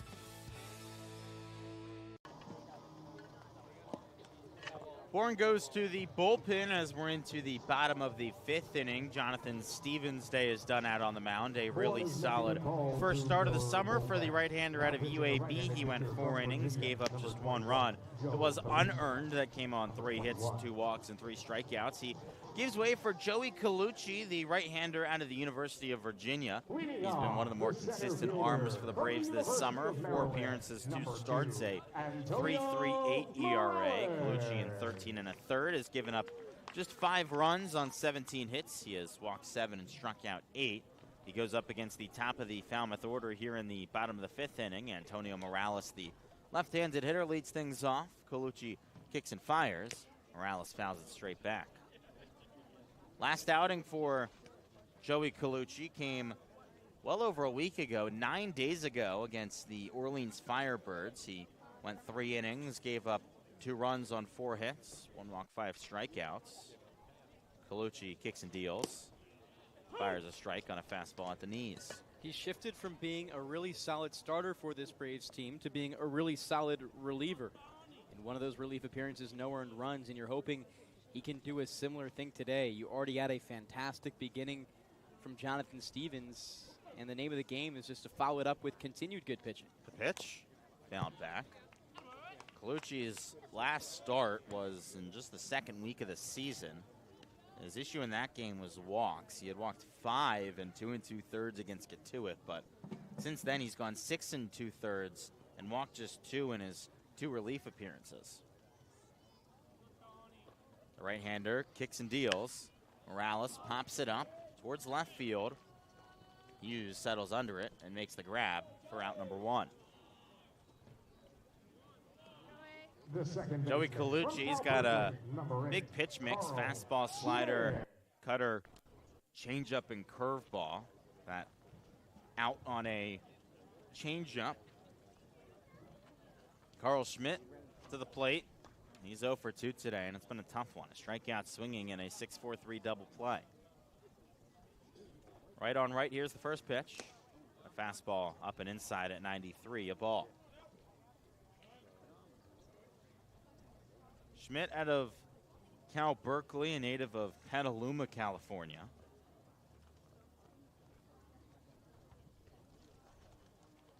It was a tough first year for Cal Berkeley in the ACC. As expected, just with the really tough travel, having to go across the country so many times. We saw it be a big impact in basketball and football as well. The pitch in for a strike on a fastball low and inside. It's 1-1. I mean, you just think of how some NFL teams treat cross-country trips with spending an entire week at a resort so they don't have to go back and forth. The 1-1. That misses outside. It's 2-1. You know, the big-time college programs try their best, but even then it's very expensive and very difficult to stay out east, so they have to fly back and forth a lot, and it's just really tough for these guys. Here's the pitch. That runs in and hits the batter. So Carl Schmidt gets nicked on the hands. And now it brings up the other Schmidt, Kent, here with the runner on and 1 out in the bottom of the 5th. Kent Schmidt out of Georgia Tech will be getting one of the top Cal Berkeley Bears to his team next year. Jaron Avincula, who won the batting title last season on the Cape and was just released today by the Katuitt Kettleers after another solid start, is transferring to Georgia Tech. It's not really a surprise to see one of the top players from Cal leave, not just because I feel like everyone leaves in the portal nowadays, but because that travel has made things difficult. Here's the pitch, and that's in for a strike. You're really excited for that Georgia Tech team next year. It's got a lot of great players, and they could be a real tough team to reckon with. Just got to have the arms, too.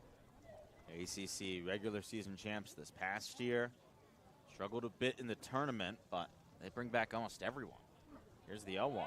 Runner going. It gets to the backstop. Gavin Kelly picks it up as Carl Schmidt stops at second. And it's another runner in scoring position for the Commodores. Falmouth has stranded a man in scoring position in each of the first 4 innings, and they've got another man there here with 1 out in the bottom of the 5th. The score 3-1, though. The Braves up, and the Commodores only have 3 hits. They've had 2 reach on walks, 2 reach on hit by pitches, 1 reach on an error. Colucci looks back to second, now fires the 1-1. That's bounced back up the middle. Koziel fields near the bag and fires to first in time for out number 2. The runner does advance. Carl Schmidt up to third base, but Bourne gets 2 outs, and it's Bear Harrison who makes his way up. Harrison, the catcher, is 0 for 2 today, and both of his plate appearances have ended the innings. He grounded out to short in the first, popped out to second in the third. Both those innings started with the top of the order. Both have come with runner in scoring position. Here's the first pitch, and that gets to the backstop. On his way home is Schmidt, the flip to home, and Colucci gets the tag down. Great job by Gavin Kelly on the wild pitch to collect the ball and flip it to the pitcher. And that's the second out at home plate already today for the Falmouth Commodores offensively. So that does it for the fifth inning. The score 3-1. And before we go to break, we'll send things to our sideline reporter, Ariel Tamir-Pinsky. Well, Adam, the draft wrapped up yesterday, and the Braves had a total of 26 players get drafted, 5 of those coming from the 2025 team. I mentioned earlier, Jonathan Stevens was drafted by the Twins. He did choose not to sign. However, Bryce Molinaro was drafted by the Nationals, Derek Smith by the Rockies, Matt Potok was drafted by the Phillies, and Zane Petty was drafted by the Guardians. And just earlier today, Lou Marinero signed with the Rangers. It was a successful draft for the Braves, as well as 4 former players got drafted in the first round. Ariel, thank you so much. We'll step aside. Be back in a moment for the 6th inning. And after the end of the 6th inning, so I get them while you can. Cape Cod Healthcare, we're committed to excellence and compassion in everything we do, like helping people maintain their active lifestyles. Our innovative orthopedic program combines advanced techniques and leading-edge technology with highly specialized teams, including our nationally recognized Center of Excellence for Joint Replacement. Our focus is getting you back to doing the things you love, in the place you love. The Center of Excellence and the quality of care that we can deliver makes all the difference to the patients. They understand that they can get the best care right here on Cape Cod. If you can dream it, if you can cruise in it, if you can summer in it, fish from it, or take it for a day at the beach, we can protect it. The Baldwin Group, protecting the possible. As we're into the 6th inning here at Gov Fuller Field, we take a quick look around the Cape League, and we're on no-hitter watch at Stony Brook Field. The Wareham Gatemen up 3-1 over the Brewster Whitecaps, and the Whitecaps are still without a hit. Wareham has thrown 4 pitchers so far, and they've yet to give up a hit, but they've given up a run on 4 walks and an error. Back to this game, it's also 3-1. Bourne in the lead. Mark Quattrani, the designated hitter, leads off. Easton Barrett from the wind fires the first pitch, and it misses outside. So a potential historic game out at Stony Brook Field. The other games around the Cape League right now, all pretty low scoring. In the bottom of the 5th, it's 3-3 between YD and Hyannis. The pitch misses low and outside. 2-0 the count to Quattrani. Over at White House Field, the Harwich Mariners lead the Orleans Firebirds 2-1. At Veterans Field, it's 2-1 Katuitt up over Chatham. Barrett looks in. Here's the wind and the pitch. This is upstairs. It's 3-0 to Quattrani. Again, the designated hitter today. Also a catcher. Just joined the Braves recently. This is game number 2 of the summer for Mark Quattrani. Barrett winds and fires. In for a strike. It's 3-1. He's taken his talents from Cornell to Notre Dame to incredible athletic schools, or academic schools, I should say, but also with athletic pedigree. Here's the wind and the 3-1 pitch. Quattrani fouls it off. You could say that the main sport, at least recently for both Notre Dame and Cornell, is lacrosse. Each of the last 3 men's national championships, Notre Dame won back-to-back, and then Cornell won the Natty this year. I think football would still remain the main sport for Notre Dame, but the sport they're best at, undoubtedly. Payoff pitch, called strike 3 on the fastball. Inside part of the plate, Quattrani watched it all the way in, and it's a backwards K. Yeah, definitely. The main sport for Notre Dame is football, but the most successful sport recently, definitely lacrosse with the back-to-back national championships. For sure. Gavin Kelly to the plate. He's 0 for 2 today, but had a big play defensively to end the bottom of the 5th. Here's the first pitch. That misses outside. The count 1-0 here with 1 out in the top of the 6th. Braves up 3-1. It's been a wild game so far. We were scoreless through 3 innings. Each team scored 1 in the 4th. Barrett winds and fires. That's a called strike on a fastball upstairs. In the bottom of the 4th inning, Scott Lander, as Bourne's manager, got ejected. First ejection we've seen in a game this summer. Not the first in the Cape League, though. 1-1. That runs inside and misses. It's 2-1.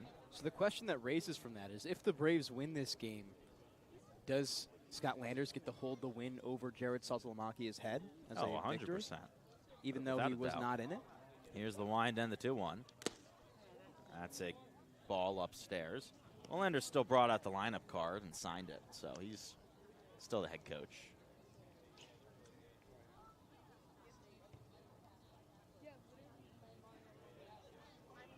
Barrett takes a long look in. Here's the wind and the 3-1. Called strike on the paint right at the top of the zone. Kelly thought it was ball 4, almost started heading towards first, but the count is now full at 3-2. One out, base is empty, and field straight up. Barrett from the wind, here's the payoff. It's swung on and grounded towards third, hops out of the glove of Zuckerman. He picks it up, fires to first, and it's in time for the out. A bit of a shaky play at third for Ryan Zuckerman, but he's able to clean it up after the initial bobble and gets the second out. Ryan Cooney now to the plate. He hit his first extra base hit of the summer in his last at-bat to lead off the last inning. Then came in to score on the Cajillo Aloy 2 RBI single. Up here with 2 outs and the base is empty. Barrett winds and deals. It's in for a strike on a curveball at 75. Cooney went down swinging his first time up back in the second. Here's the wind and the pitch. Swung on and lifted towards short, right into the glove of the shortstop Maroney. And he makes the catch on the fly for out number 3. So Bourne goes down 1-2-3 for the second time today. And we're into the bottom of the 6th inning. It's the middle of the order up for the Commodores. You're listening to the Bourne Braves Broadcast Network on Cape League TV. Tom and Gene Yockey were passionate about a game of baseball over there. You can make any bat feel lighter by adding a velo puck knob. Instead of having to go get a whole entirely new bat, you can simply add the puck to it. Players can use this with any bat. It's basically going to shift the weight of the bat a little bit more towards the hands. Players are able to hit the ball a lot harder just by simply adding the puck on. If you can dream it, if you can cruise in it, if you can summer in it, fish from it, or take it for a day at the beach, we can protect it. The Baldwin Group, protecting the possible. Cape Cod 5 is proud to be the official banking partner of the Cape Cod Baseball League. Cape Cod 5 offers a broad range of financial products and services tailored for every stage in your financial journey. Reach out to us. We're here to help. We're offering 0% for 60 months on CAT's new lineup of compact track loaders. That's 0% for machines that have been redesigned from the ground up. 0% for new features and big comfort. Nice cab, heated seat, great machine. 0% for more power and performance. Picked up a big 4,000-pound block like it was nothing. 0% for work tools too. But there's a 0% chance this offer will last. So contact Milton Cat before there's 0 time left. Bottom of the 6th inning, the Bourne Braves lead the Falmouth Commodores 3-1. Adam Gotkin and Devon Jarvis with you here on the Bourne Braves Broadcast Network. It's Joey Colucci back out onto the mound for the Bourne Braves. He is into his second inning of work out of the bullpen.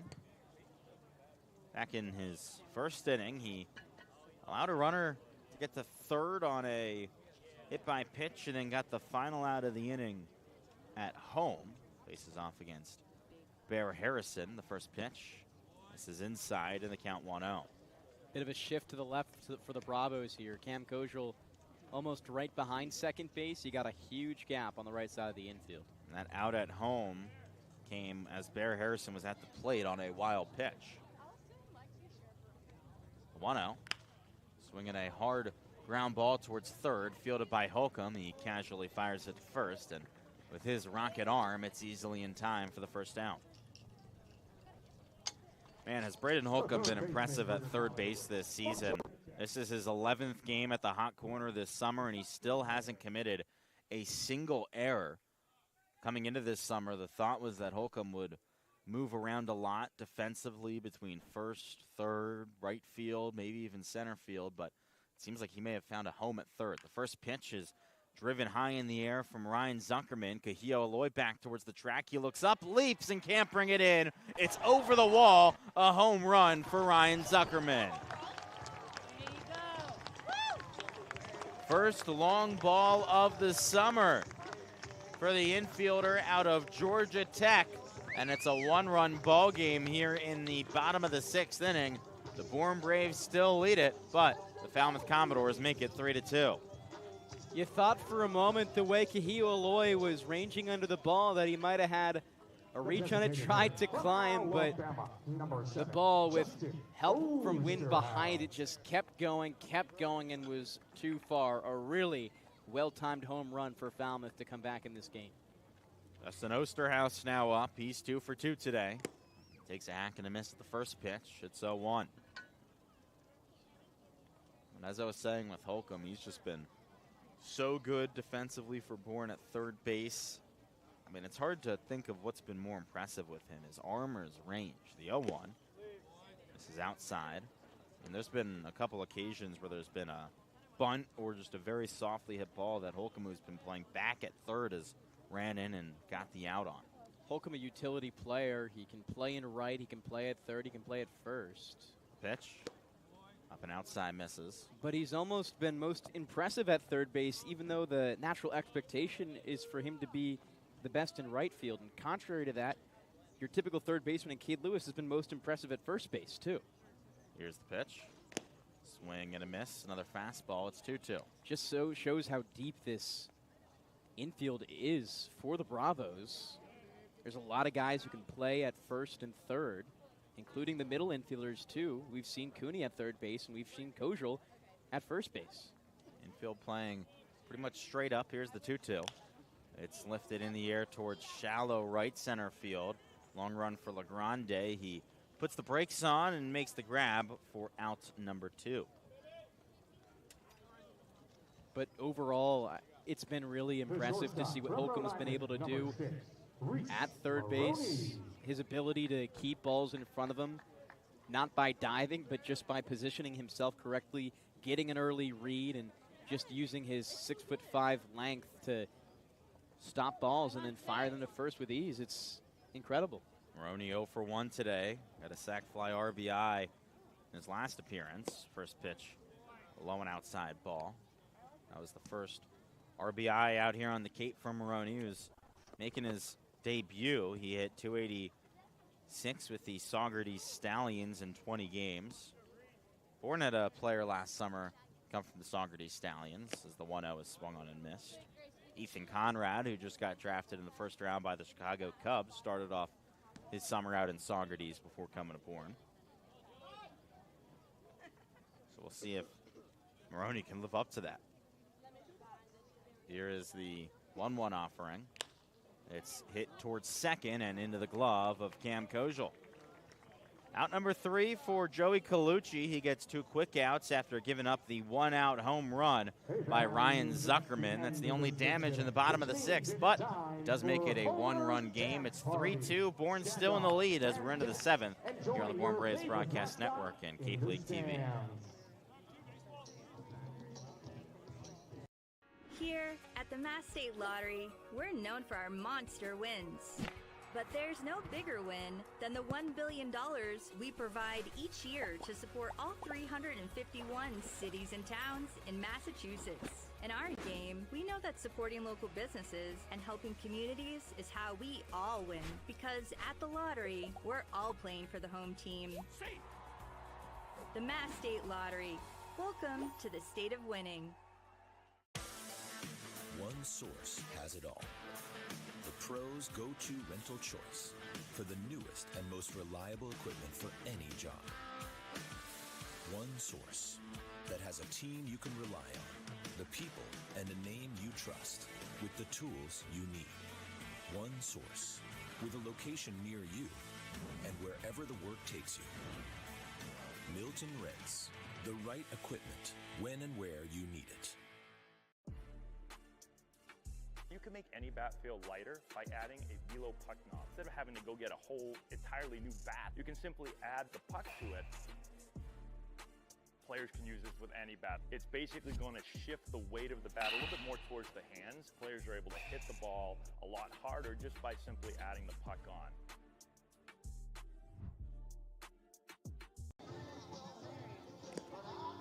Into the 7th here from Gov Fuller Field. The score 3-2 Bourne over Falmouth. It's been a really good one. And the top of the order comes back to the plate for the Braves for the 4th time today. It's John LeGrande. He is 0 for 2, but walked in his last plate appearance and came in to score on the Cahillo Aloy 2 RBI single that gave Bourne the lead. Easton Barrett, the reliever, back out on the hill for the Commodores. The left-hander out of Arizona State comes into the line. The first pitch is swung on and missed. A fastball upstairs. Both Barrett and LeGrande wear the number 1. And I, at least personally, feel like it's one of the 2 best positions to wear number 1 in baseball, as the 0-1 is hit towards the right side. That's a fair ball down the line and into the corner, towards the gravel and in towards the stands. That is out of play. And so it's an automatic double for John LeGrande, but what a way to start this top of the 7th inning. Probably robs him from a triple if there's a wall there to keep it in play, but yeah, just a perfect start. Continued progress in production from John LeGrande, who's been so great this season and especially lately. LeGrande, number 1, a speedy center fielder, gets that double. Barrett, the left-hander, lanky on the mound, also wearing number 1. As I said, I think those work really well for fast, small guys and lanky left-handed pitchers. Now Braden Holcomb, not at all a small lefty, a big righty, 6'5", 230, stands in the box. Here's the first pitch. Holcomb watches it low. And you can see at first base, Kent Schmidt is ready for a possible bunt from Braden Holcomb here. It's what we saw just last time Holcomb was up to bat. As is Ryan Zuckerman at third. Neither of them are playing on the grass, but they're playing right behind it. Here's the pitch. In for a strike on the inside part of the plate. It's 1-1. Holcomb played here at Gov Fuller Field last season in the Cape Cod League All-Star game. There was a massive crowd here at the Gov as the pitch is fouled straight back. They actually had to take the windscreen down on the outfield fence to allow more fans in so that people could watch the game from the outfield. Imagine a great crowd again for the All-Star game at Red Wilson Field this upcoming Saturday. It's always a great occasion out on the Cape. A bunch of scouts and some of the best talent in amateur baseball all in one day. Here's the kick and the pitch. Swing and a miss. It's 1-2. Actually, sorry, that was strike 3. That was the 1-2 pitch, and so that's the second strikeout for Easton Barrett, and it's now Camden Kojal. Makes his way to the plate here with 1 gone in the top of the 7th, and John LeGrande on second base. Actually, sorry, that was the third strikeout for Barrett. The pitch misses to Kojal, and the count 1-0. The Major League All-Star game getting underway in just about 3 minutes from Truist Field down in Atlanta. Midsummer Classic, always one of the more fun nights in baseball. Here's the 1-0. That bounces in front of the plate away from the catcher Harrison, and John LeGrande is into third base. And so a runner just 90 feet away for the Braves. And Bourne could really use some insurance, up by just 1 here in the top of the 7th. This being Major League All-Star Weekend. It was also, of course, the Home Run Derby last night, won by Cal Raleigh of the Seattle Mariners. Maybe a bit of controversy around it on his trek to the finals. Infield in, the 2-0. Big swing and a miss on a 76-mile-an-hour curveball. Raleigh made it to the finals over Brent Rooker because he hit a home run that they said was, what, like 1/10,000th of a 1 inch farther than Brooker. I don't know if that's the controversy, though. The 2-1 is popped up. Third base side. That's heading towards no man's land. The shortstop lets the left fielder Salinas make the catch. That was a bit of a scary play. 3 guys running towards it, but it is the left fielder Salinas who makes the catch. I don't think that's the biggest controversy because the rules are if you hit a home run further, you move forward. An inch is just as further, no matter what. No, but that's within the margin of error for the system. That's fair. I think the worst tragedy of it is Rooker took 2 pitches before he started swinging, and technically your pitch count is not supposed to start until your first swing, and they only had 40 balls in the basket, so he only got 38 pitches to swing at.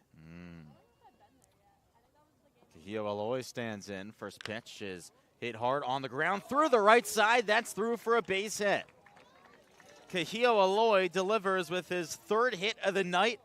He's up to his 3rd RBI, and it's 4-1 Braves here in the top of the 7th. I mean, he is just incredible. When he shows up for a game, it seems like he just shows up the highest he possibly can. It's not just a single here or there. It's what he's done today, getting on base 4 times, 3 RBIs so far, and 3 hits. Pickoff attempt. Back in at first is Eloy. You know, those TrackMan machines that measure the home run distance are all based on the math. It's not actually a chip in the ball that sees where it goes. It's wind and exit velocity, so they're not perfect. And spin on the ball, yeah. Who knows? Here's the pitch, and Lewis watches it in. I'm always of the opinion that it shouldn't be, unless it's like a majorly difference in distance. I think a swing off is always the way to decide it. Yeah, I'd agree. Not distance. I feel like swing off is more entertaining too. The 0-1 that misses low, and it's 1-1. But I'm not sitting here saying I would have liked to see somebody other than Cal Raleigh win. His Yeah, performance I mean, is we in should this. say you're a little bit biased as a Seattle Mariners fan. That's your guy. But I think I've been a pretty objective viewer on this conversation so far. 1-1. That misses outside. His person with the bias doesn't get to say they're objective. But based on what that's I've not said, an objective thing to say. You're biased by being the one who's well, then being you tell biased or me. not. You tell me if I've been objective on my. A little bit. I think there's a little bit of bias. Always. Here's the 2-1. Lewis fouls it off down the left field line. Long chase for Salinas, and that does end up dropping foul and out of play. His performances in the 2nd and 3rd round left no doubt as far as whether or not he deserved to win it. But yes, that 1st round was certainly controversial. I think Rooker should have gotten those extra 2 balls. James Wood was only about 2 inches away, too. He hit the top of the wall in a home run from not even making that conversation a thing, because if he had got one more and had the tie, he would have by far had the tiebreaker. So as a Nats fan, I was a bit upset. Here's the 2-2 pitch. Off the end of the bat towards the 3rd base side, rolls into the glove of Zuckerman. He throws cross diamond to first, and that's past the first baseman Schmidt and up the right field line. He puts his arms up. The ball is out of play. And now Bourne has 2 in scoring position with 2 outs in the top of the 7th inning. That's a ball you have to throw from 3rd if you're Zuckerman, but just a really, really difficult throw to make. And the worst thing you want to have happen is what did, which is why you see runners on 2nd and 3rd. Just a really difficult spot with action going to the bullpen. This could be it for Barrett. And so a mound visit. It is not the manager of the Falmouth Commodores in Jared Saltzlamachia heading out there. Instead, it is the pitching coach Todd Carroll. And no one running in from the bullpen, so it seems like, at least for now, Easton Barrett will stay in with runners on 2nd and 3rd, and Logan Hughes up. And an update over at Stony Brook Field. The Whitecaps have broken up the no-hitter in the bottom of the 8th inning and tied the game at 3.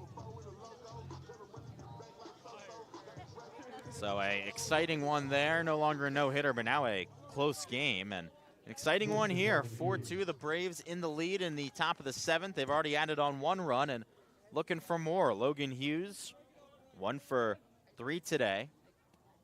He's got 13 RBIs on the season. 2 in scoring position. First pitch. That misses low. It's 1-0. Hughes enters today with 13 RBIs. Cade Lewis, who's at second, leads the Braves with 14, so a hit to bring home Lewis could give Hughes the team lead. Here's the 1-0. Hughes pops it up, straight back, over our heads, out of play. By the way, that last play was caught as a single up for Cade Lewis and then a error on the throw from Zuckerman. So that's the second error already defensively today for Falmouth. There's been 5 errors in this game overall. Barrett from the stretch. Here's the pitch. That misses, or catches the up and outside part of the zone.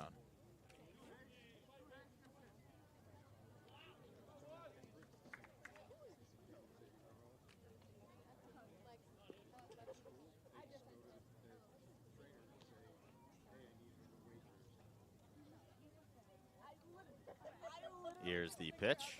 That misses low. Hughes actually at 7 RBIs this season. Sorry, I was looking at the walks category, but still, considering he missed a little bit of time, definitely an impressive mark for him. He does have the tie for the team lead in home runs with 2.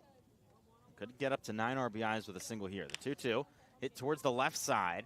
Tough play for Maroney, and he just bobbles it. When right beneath his glove, Aloy comes in to score. And it's 5-2 Braves here in the top of the 7th. That E6, the 3rd error of the game on the Commodores and the 6th overall.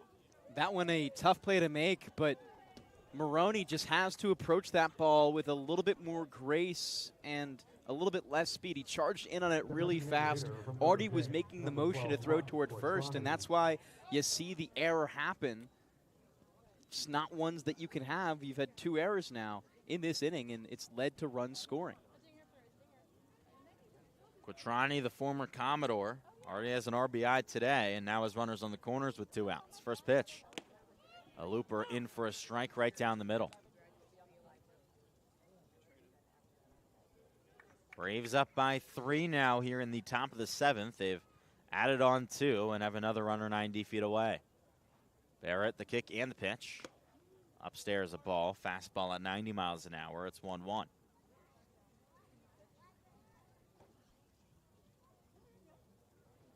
A win today for the Braves would be the first in a little while. It'd be the first in exactly a week, actually, since Bourne's win against Hyannis back on last Tuesday. It's because of a rainout and a couple of off days.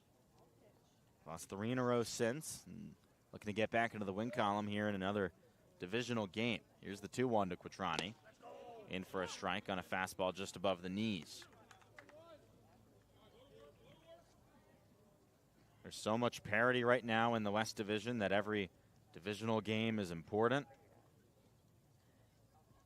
There's just 4 teams that 4 points that separate the top from the bottom. Here's the 2-2. And that misses just low and outside. Now, if all the scores right now around the league hold, then at the end of this game, every team in the West Division would be within a game and a half of each other or within 3 points of each other. It's just absurd at this point in the season. Here's the 3-2. Runner going, and it's hit on the ground towards short. This time Maroney fields cleanly. Throws to first, and that gets away. To the fence on the first base side. Quattrani steams into second. Another run came in to score, and Cade Lewis, Logan Hughes, goes all the way to third. It's 6-2 Braves here in the top of the 7th. This is absurd. Jared Saltalamacchia is on his way out of the Falmouth dugout. He has seen enough.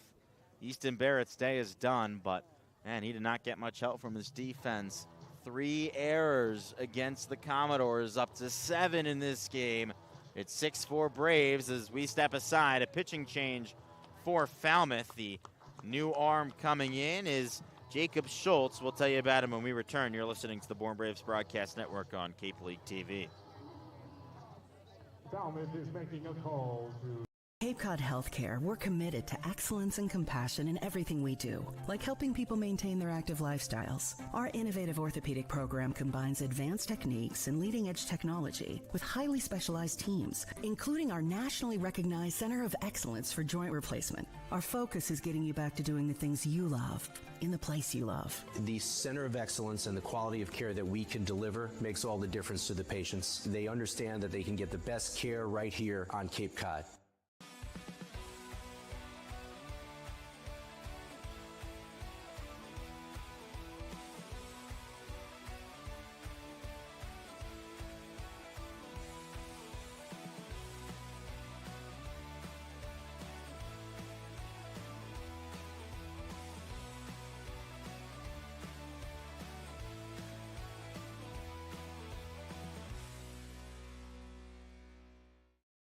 There hasn't been a ton of training when it comes to bat speed or products for players to be able to train bat speed.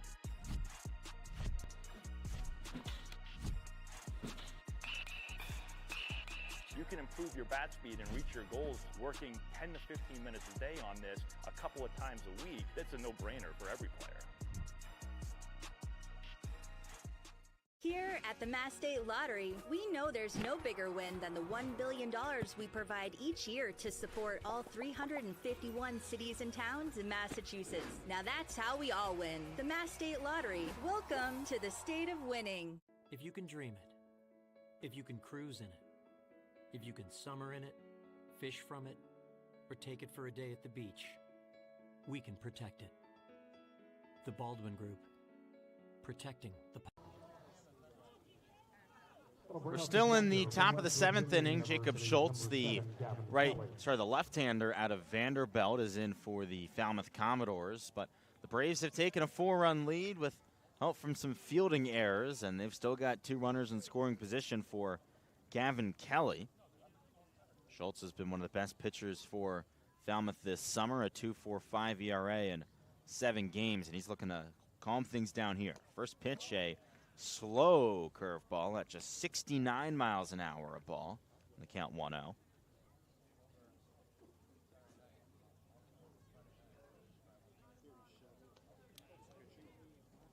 Here's the pitch. Kelly pops it up. First base side, out of play. It's 1-1. Kelly 0 for 3 today. He is the only Brave to not reach base yet.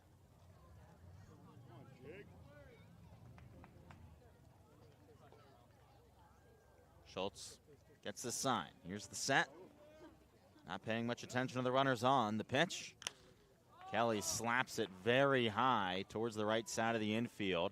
The second baseman Morales, or Schmidt, I should say, calls for it and makes the catch for out number 3. So Jacob Schultz comes in and shuts the door on the Braves in the top of the 7th, but not before the damage was already done. 3 runs crossed for Bourne on 3 hits, 3 errors, and 2 men left on base. We're into the bottom of the 7th inning. The Braves lead it 6-2. Please rise and remove your hats as we welcome back. Cape Cod Healthcare, we're committed to excellence and compassion in everything we do, like helping people maintain their active lifestyles. Our innovative orthopedic program combines advanced techniques and leading-edge technology with highly specialized teams, including our nationally recognized Center of Excellence for Joint Replacement. Our focus is getting you back to doing the things you love, in the place you love. The Center of Excellence and the quality of care that we can deliver makes all the difference to the patients. They understand that they can get the best care right here on Cape Cod. Here at the Mass State Lottery, we know there's no bigger win than the $1 billion we provide each year to support all 351 cities and towns in Massachusetts. Now that's how we all win. The Mass State Lottery. Welcome to the state of winning. There's a 0 chance that you'll want to miss our 0% for 72 months offer. For a limited time, CAT is offering 0% on the purchase of many new small excavators. That's 0% for better performance. 0% for next generation features. Great machine. It's quite impressive. 0% for work tools too. But there's a 0% chance this offer will last. So contact Milton Cat before there's 0 time left. That was truly beautiful. Thank you, Ava Smith. After the 7th inning stretch, we are back here on the Bourne Braves broadcast network for the bottom of the 7th inning. The Braves lead the Commodores 6-2. Absolutely beautiful rendition of America the Beautiful during the 7th inning stretch, which I just learned was, as they said, written by Catherine Lee Bates, a native of Falmouth, Massachusetts. She's buried at Oak Grove Cemetery here in Falmouth. So there you go. You learn something new every day. That song from someone who's from here. That's a fantastic nugget. I personally love America the Beautiful. Oh, I me think too. It's one of the best songs we have to represent the country. I think the Star Spangled Banner is great too. That was America the Beautiful is maybe better as just a song. That was going to be my exact next question. So we have some time as America the Beautiful does delay the pitchers warming up a little bit. I would say of the 3 national songs, you have the national anthem, the Star Spangled Banner, God Bless America, and America the Beautiful. Rank them. Start, bench, cut. Start America the Beautiful, bench the Star Spangled Banner, cut God Bless America. I'm flipping those last 2. Okay. I think that America the Beautiful invokes just so much emotion. Well, you could say it's very beautiful. You could say that too, for sure. But yeah, no, definitely number 1. Although it does pain me to cut the Star Spangled Banner, as that's yeah, I like already forgot her name, Catherine Lee Bates. Yeah. From Falmouth. Of course, Star Spangled Banner, written in my home state of Maryland by Francis Scott Key. So, you know, a little bit of connection there. Fort McHenry, went there growing up where it was. Actually got locked in once with my family. Yeah, long story. But either way, we're back in action here at Gumfuller Field after the pitcher Joey Colucci has finished up his warm-ups. And a pinch hitter in the game for the Commodores, it's Ashton Wilson out of Florida. First pitch is in for a strike in the count 0-1. Wilson hitting for Tristan Salinas, whose day is done. He was the left fielder and went 0 for 2 with a flyout and a fielder's choice. The 0-1. Wilson fouls it straight back. Wilson this summer has appeared in just 7 games. He is hitting just .231. He's draft eligible for this season, but did not get selected yesterday.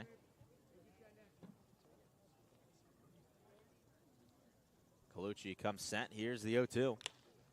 Swinging a slow looper back up the middle, and that gets through for a base hit.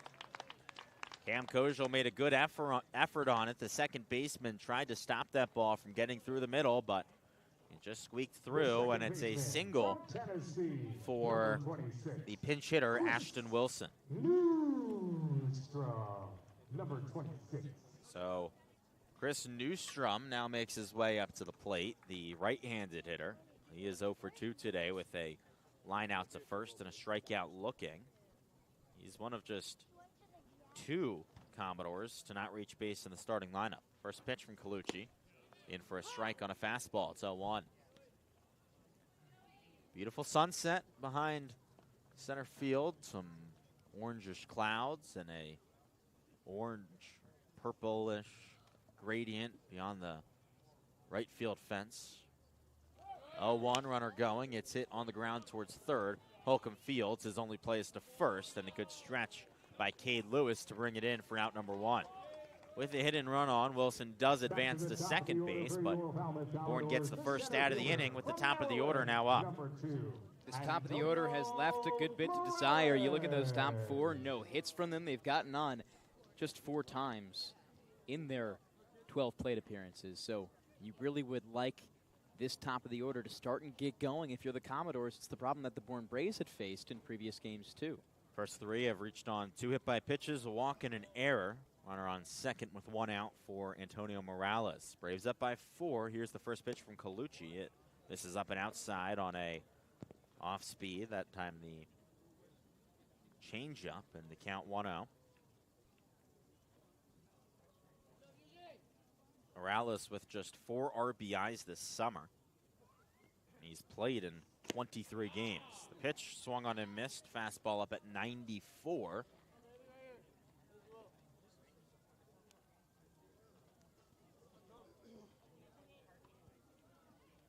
Colucci comes set at the numbers. He looks back to second and fires. And it's fouled back to the netting. It's 1-2. Braves looking for their first win in a week.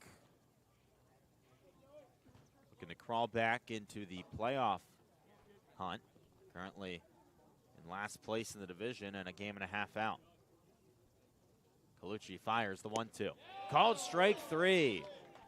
Changeup finished right down the middle and froze Morales. The second baseman. That's the first strikeout for Joey Colucci out of the bullpen, and it's out number 2 of the 7th. It brings Carl Schmidt up. He is 0 for 2 today. Was hit by a pitch back in the 5th and then out trying to come home on a wild pitch. Runner on second with 2 gone. Here's the first offering from Colucci. A big swing and a miss on a cutter low and outside. It's 0-1. Colucci into his 3rd inning of work out of the bullpen. He came in relief of Jonathan Stevens, who gave up 1 unearned run in 4 innings. Here's the pitch. Misses outside and gets to the backstop. Wilson advances to 3rd, and so another man just 90 feet away now for the Commodores. Falmouth has stranded a runner in scoring position in 5 innings today. Or no, sorry, it was 4, each of the first 4. 1 in the first, second, and 4th, and first, 3rd, and 4th, 2 in the second. Here's the 1-1 from Colucci, and that's hit on the ground towards first, just past the sliding Lewis and into right field. A good effort from Cade Lewis, but that ball hit almost 100 miles an hour towards him at first base, and he just couldn't bring it in. So it's an RBI single for Carl Schmidt, and it's a 3-run ball game, 6-3. Braves still in the lead in the bottom of the 7th. It's a really tough play to make at first, but just really good offense right now from Falmouth, who are scrapping runs together, taking advantage of wild pitches and doing what they need to. It's going to have to be a comeback somehow, and it's got to come soon. Ashton Wilson becomes the first Commodore not named Ryan Zuckerman to reach home. And now it's Kent Schmidt. First pitch, runner going. It's low. Throw into second is in time, and out is the call. A nice job by Gavin Kelly to gun down Carl Schmidt, who is caught stealing for the first time this summer. And that does it for the 7th inning. The Commodores do get a run back on 2 hits. No errors, no one left on base. And we're into the 8th inning. The Braves lead it 6-3. When we come back, Devon Jarvis will take over the play-by-play. Here at the Mass State Lottery, we're known for our monster wins. But there's no bigger win than the $1 billion we provide each year to support all 351 cities and towns in Massachusetts. In our game, we know that supporting local businesses and helping communities is how we all win. Because at the lottery, we're all playing for the home team. The Mass State Lottery. Welcome to the state of winning. One source has it all. The pros' go-to rental choice for the newest and most reliable equipment for any job. One source that has a team you can rely on, the people and a name you trust, with the tools you need. One source with a location near you and wherever the work takes you. Milton Rents, the right equipment when and where you need it. There hasn't been a ton of training when it comes to bat speed or products for players to be able to train bat speed.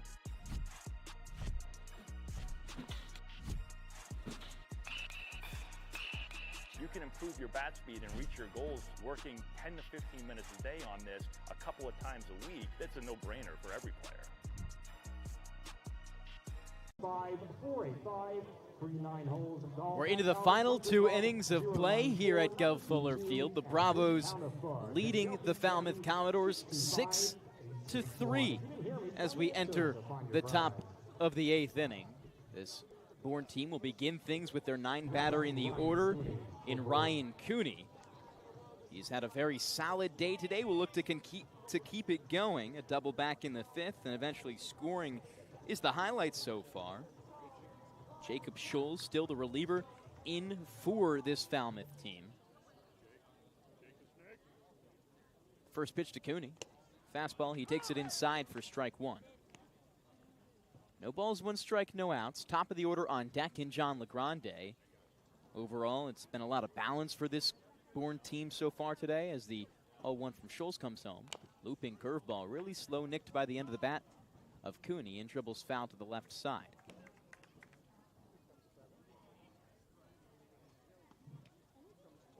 Scholes is the 3rd pitcher in this game for Falmouth.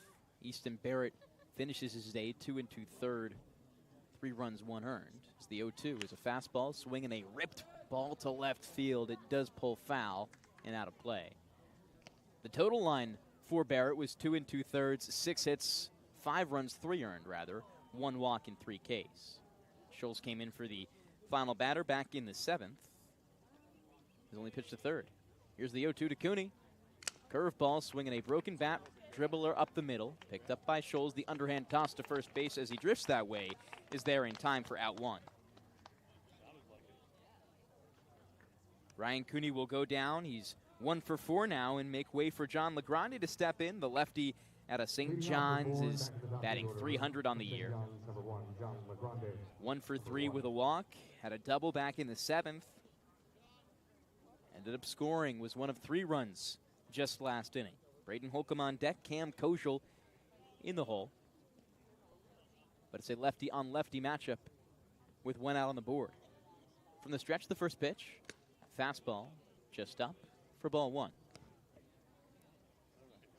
The night sky has come over us here at Gov Fuller Field. Lights are the only source we have to keep this game going. The 1-0. Curveball, swing and a miss by John LeGrande. Pitch was just bottom of the zone outside. That curveball all the way down at 69 miles per hour has 24 inches of induced vertical break. Just nuts stuff. The 1-1 fastball. He brings the velocity back up and finds the strike zone. Upper outer edge. 1 ball, 1 strike, 1 out. Bravos are leading this game 6-2 in the top of the 8th inning. Rather 3.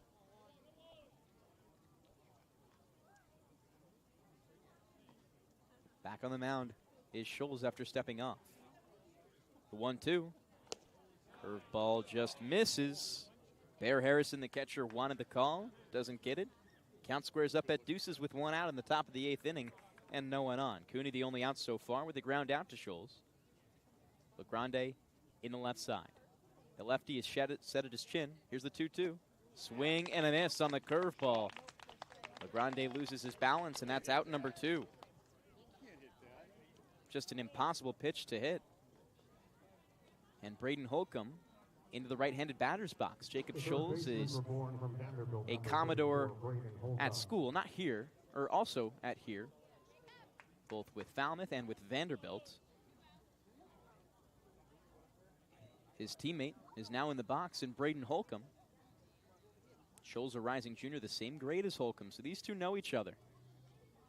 2 outs on the board. First pitch coming, lefty-righty matchup. Scholes on the mound, deals.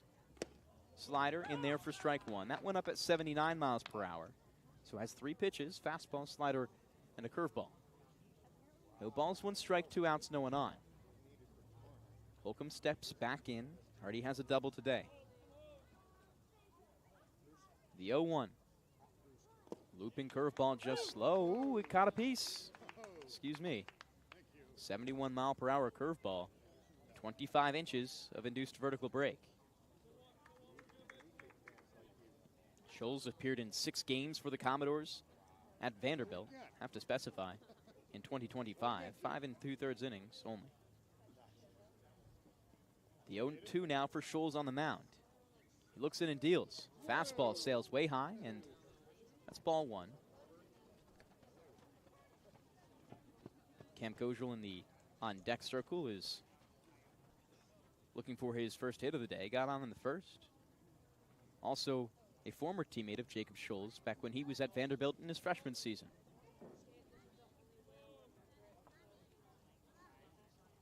Holcomb at the plate. Here's the 1-2. Curveball low and inside. That's ball 2.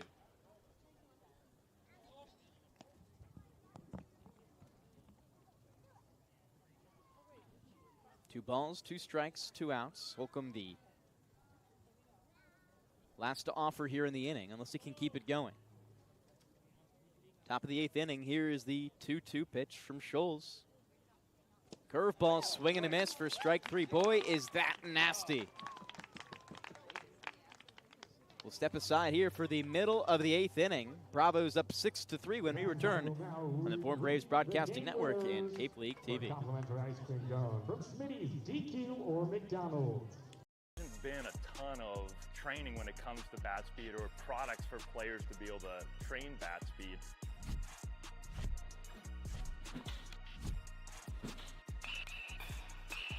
You can improve your bat speed and reach your goals working 10 to 15 minutes a day on this a couple of times a week. That's a no-brainer for every player. Here at the Mass State Lottery, we're known for our monster wins. But there's no bigger win than the $1 billion we provide each year to support all 351 cities and towns in Massachusetts. In our game, we know that supporting local businesses and helping communities is how we all win. Because at the lottery, we're all playing for the home team. The Mass State Lottery. Welcome to the state of winning. One source has it all. The pros' go-to rental choice for the newest and most reliable equipment for any job.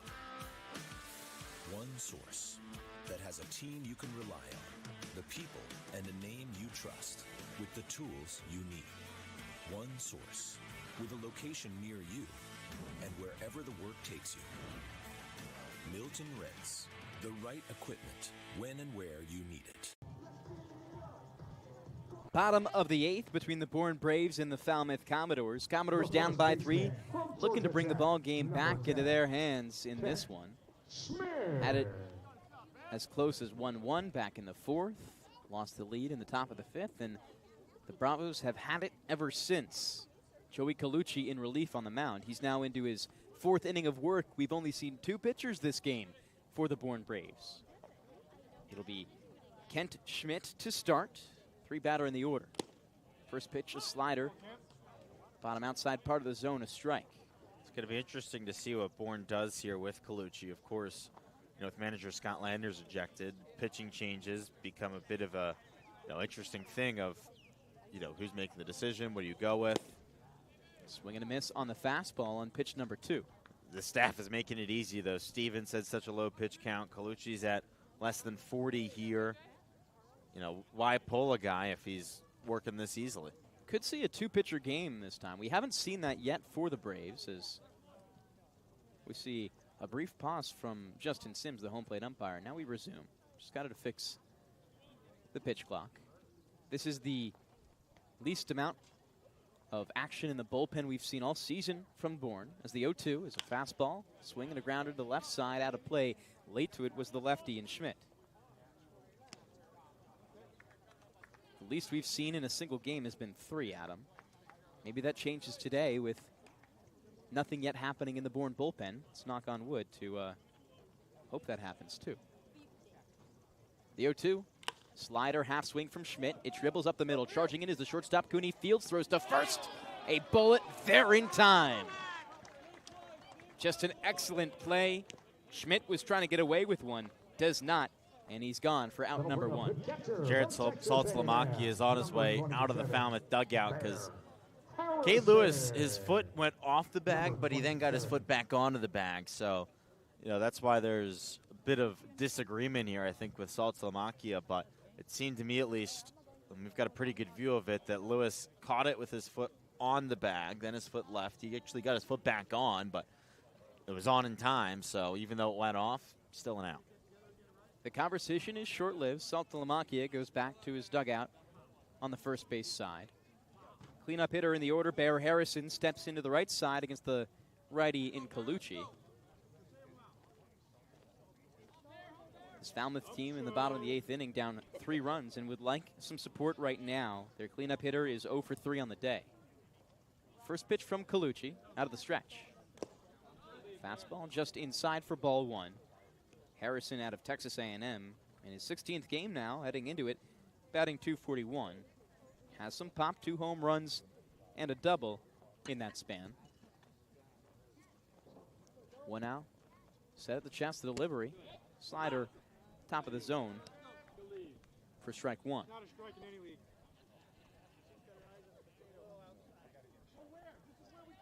Harrison, a big guy, 6'3", 230. I feel like you got to be a big guy with the name Bear. The 1-1. Fastball off the plate outside, ball two.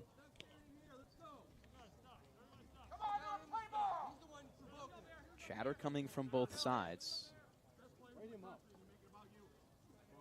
It is initially Connor Harrison, so Bear the nickname. I'd guess one of those, big baby kind of nicknames. Yeah. The 2-1. Splitter just misses inside. Rather, that's the cutter. 3 balls, 1 strike, 1 out. Conversation between Justin Sims and the dugout on the side of Falmouth. Players and Coach Saltolomakian included. It's tempered now, and it's nothing. Back to the mound, the 3-1. Fastball there for strike two. A great pitch by the Cavalier. He's worked himself back into the count. 3 balls, 2 strikes, 1 out. In the bottom of the 8th inning, his team has a 3-run lead. Bravo's looking to send this to the final inning of play with 1 out on the board. The pitch from Colucci sails way high, and that is a full count walk to Bear Harrison. He gets on for the first time today. And it's Ryan Zuckerman out of Georgia Tech to step in and get something going with the bats for Falmouth.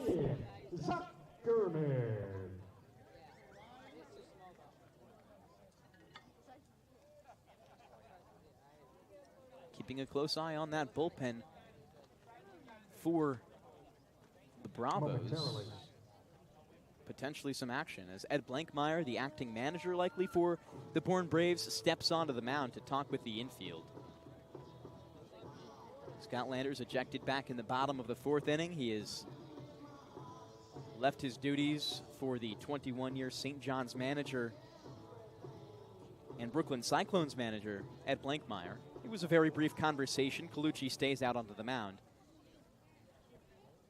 and gets sent for Zuckerman. Zuckerman last time up went yard to right field. It was just over the wall, out of the reach of the right fielder Kahio Aloy's grasp. 1 out and a runner on first in the bottom of the 8th inning. 6-3 the score in favor of the visiting Braves. Set at his chest is the righty in Colucci. He has a righty at the plate in Zuckerman. The pitch. Fastball missing inside.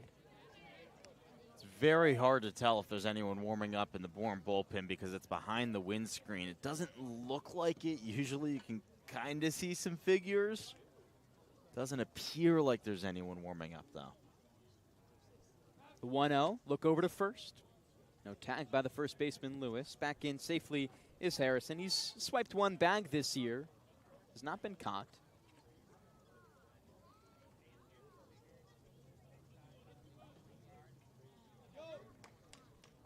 Colucci now back set. The pitch comes home. Cutter just misses above the zone. 2 balls, no strikes, 1 out. The home team Commodores has 3 runs on 6 hits. They're looking to continue to pile on. The 2-0 pitch from Colucci coming home. Just outside. It's Zuckerman, Osterhaus, and Maroney. Zuckerman and Osterhaus have been maybe the 2 most productive bats on the day for the Commodores. The 3-0 misses inside and low. That's a 4-pitch walk to Ryan Zuckerman. Now runners on first and second. And Ed Blankmeyer is going to head out to the hill once again. No point to the bullpen just yet, but this could be it for Joey Colucci through 3 1/3. Blankmeyer, one of the most experienced guys in the sport, in the Cape League. And that will be the day for Joey Colucci. So he exits this game after 3 1/3. Only 2 runs to his name, but an overall very solid performance as a distance reliever. We step aside here with more information on the new pitcher when we come back on the other side. Stay with us here on the Bourne Braves Broadcasting Network and Cape League TV. Cape Cod Healthcare, we're committed to excellence and compassion in everything we do, like helping people maintain their active lifestyles. Our innovative orthopedic program combines advanced techniques and leading-edge technology with highly specialized teams, including our nationally recognized Center of Excellence for Joint Replacement. Our focus is getting you back to doing the things you love, in the place you love. The Center of Excellence and the quality of care that we can deliver makes all the difference to the patients. They understand that they can get the best care right here on Cape Cod.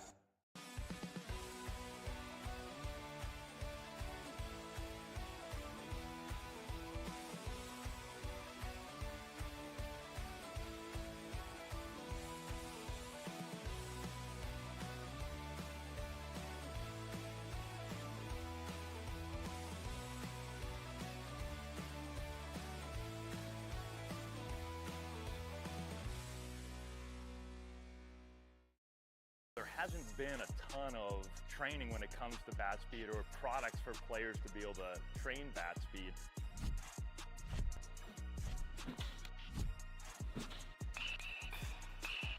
You can improve your bat speed and reach your goals working 10 to 15 minutes a day on this a couple of times a week. That's a no-brainer for every player.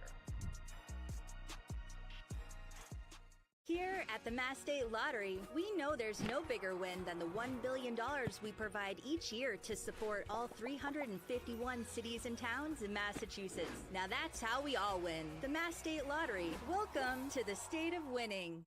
If you can dream it, if you can cruise in it, if you can summer in it, fish from it, or take it for a day at the beach, we can protect it. The Baldwin Group. Protecting the...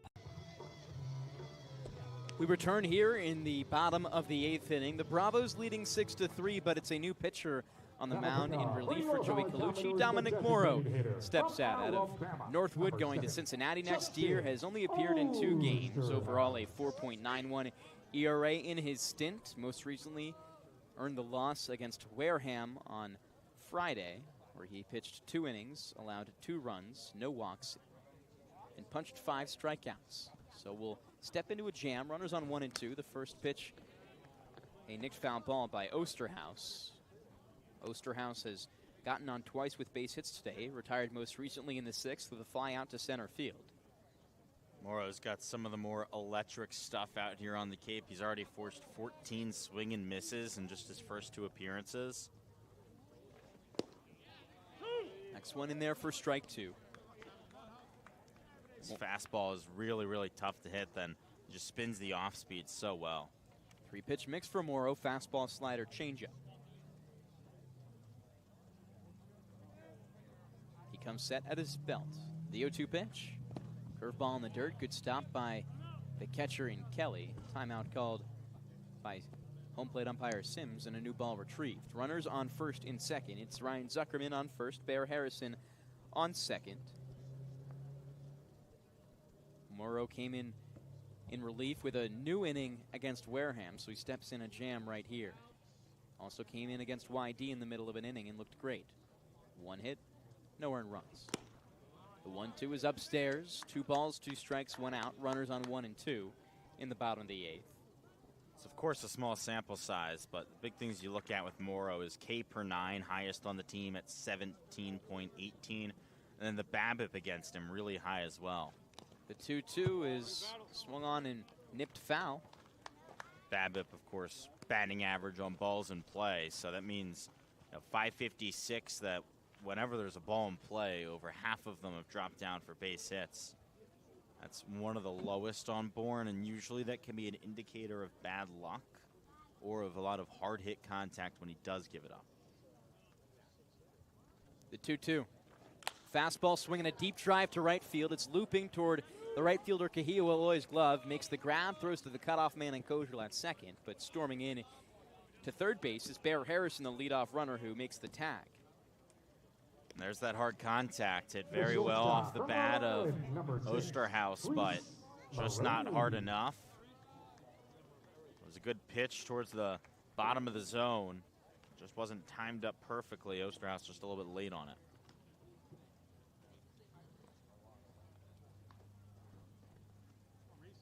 Reese Maroney, the new batter. The righty steps in. Set at his belt is Dominic Morrow.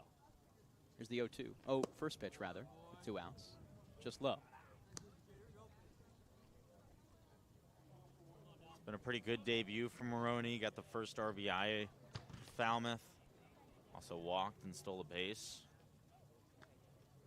1-0. Swing and a pop-up back over the netting for strike number 1. Joey Colucci, the reliever that Morrow replaced. Pitched 3 1/3, had 3 hits, 2 runs both earned, 2 walks and 1 K. Is responsible for the runners on the corners, though.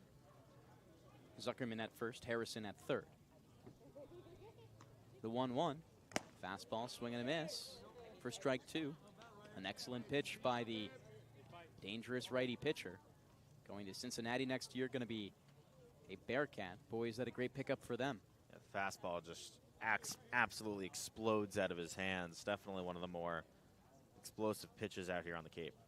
2-1. Swing and a chopped grounder left side, picked up by the big arm in Holcomb at the hot corner. The throw to first is there for out number 3.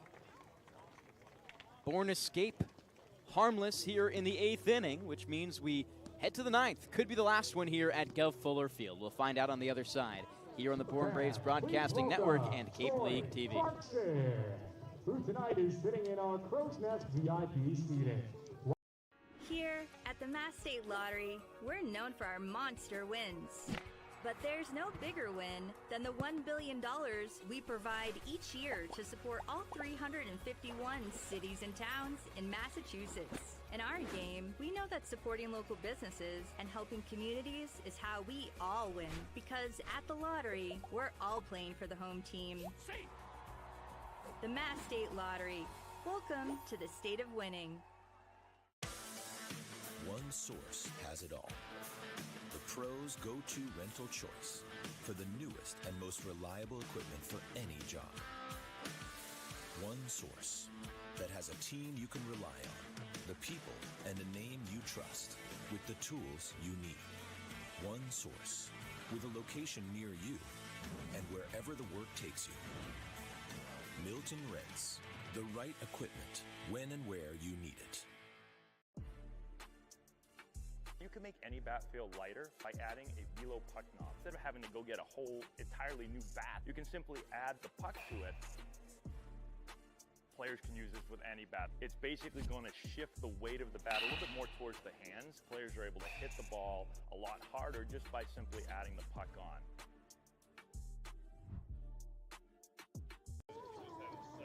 It's the 9th.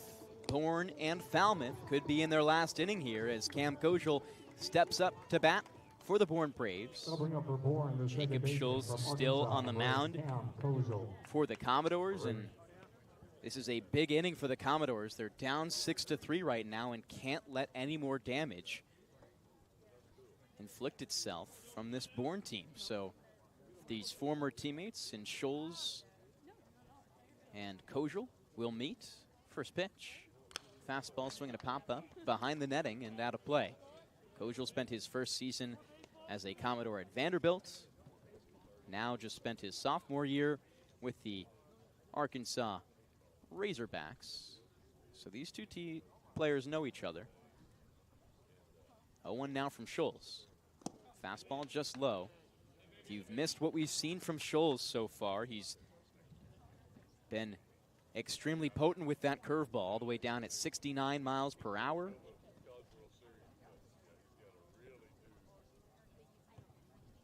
He's going to be an all-star this coming Saturday. Swing and a fly ball deep to left field and out of play. 1 ball, 2 strikes, no outs. Kojal has struggled a little bit today. Got on in the first inning with a E4, but other than that, only put outs. 2 strikeouts and a pop out to left field. 1 ball, 2 strikes, no outs. Bravos up by 3. Lefty on lefty matchup. Here's the pick from Schulz. Fastball swinging a line drive to center field. Back on it is Morales. The center fielder makes the catch chest high for out number 1. And Kojal goes back to the third base dugout. Makes way for Kahio Aloy, his Razorback teammate in Fayetteville. Boy, has it been a great game for Kahio Aloy. couldn't have asked for much more from a single player. His last 2 at-bats, he's notched RBIs, has 3 hits, and has gotten on all 4 times he's come up to the plate. First pitch now from Scholes. 1 out on the board. It's a curveball to begin just inside. It misses the zone. No one on here in the top of the 9th inning as the Bourne Braves lead the Falmouth Commodores 6-3. The Bourne Braves' most dangerous hitter at the plate in Kahio Aloy. Scholes maybe the Commodores' best pitcher pitching. Fastball, swing, and just nicked by Kahio Aloy. Bat came out of his right hand, but he stays in it. 1 ball, 1 strike, the count with 1 out. Scholes from the stretch has a narrow stance on the first base side of the rubber. At his chest, now comes home. Curveball looked at by Aloy, half swing. Defer to the first base umpire. Timothy Carey says he does not go. So that's a ball. 2 balls, 1 strike, 1 out. Infield a little bit shifted left to the righty batter in Aloy. The 2-1. Breaking ball just misses inside. Now it's a 3-ball, 1 strike count with 1 out and no one on. Top of the 9th inning, some insurance here could go a long way for the Braves. A 3-run comeback is still somewhat manageable for the Commodores. The 3-1. Curveball just nestles itself inside the center of the strike zone. A perfect pitch. Scholes is most dangerous. He's already struck out 2 batters today with it, Legrande and Holcomb, to end the 8th inning. Aloy crowds the righty's batter's box and sets in for the full count. That curveball is way inside, and a full count walk drawn by Kahio Aloy will set himself 90 feet up the first base line to the first base bat. Kahio Aloy is already up to 10 walks on the summer. That's now 5 times he's reached base in this one. Just what a spectacular day from Aloy.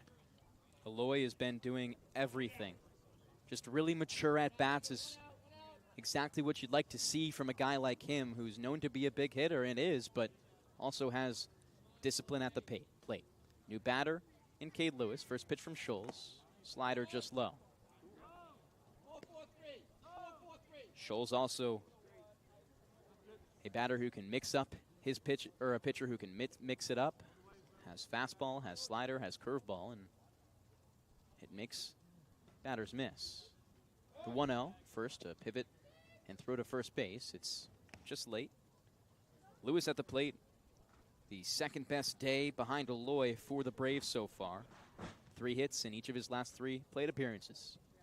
Crowds the lefty's batter's box. Lefty pitcher in Scholes, set at his chest, comes home. Fastball skips in the dirt. Good block by the catcher in Harrison. Right by his feet.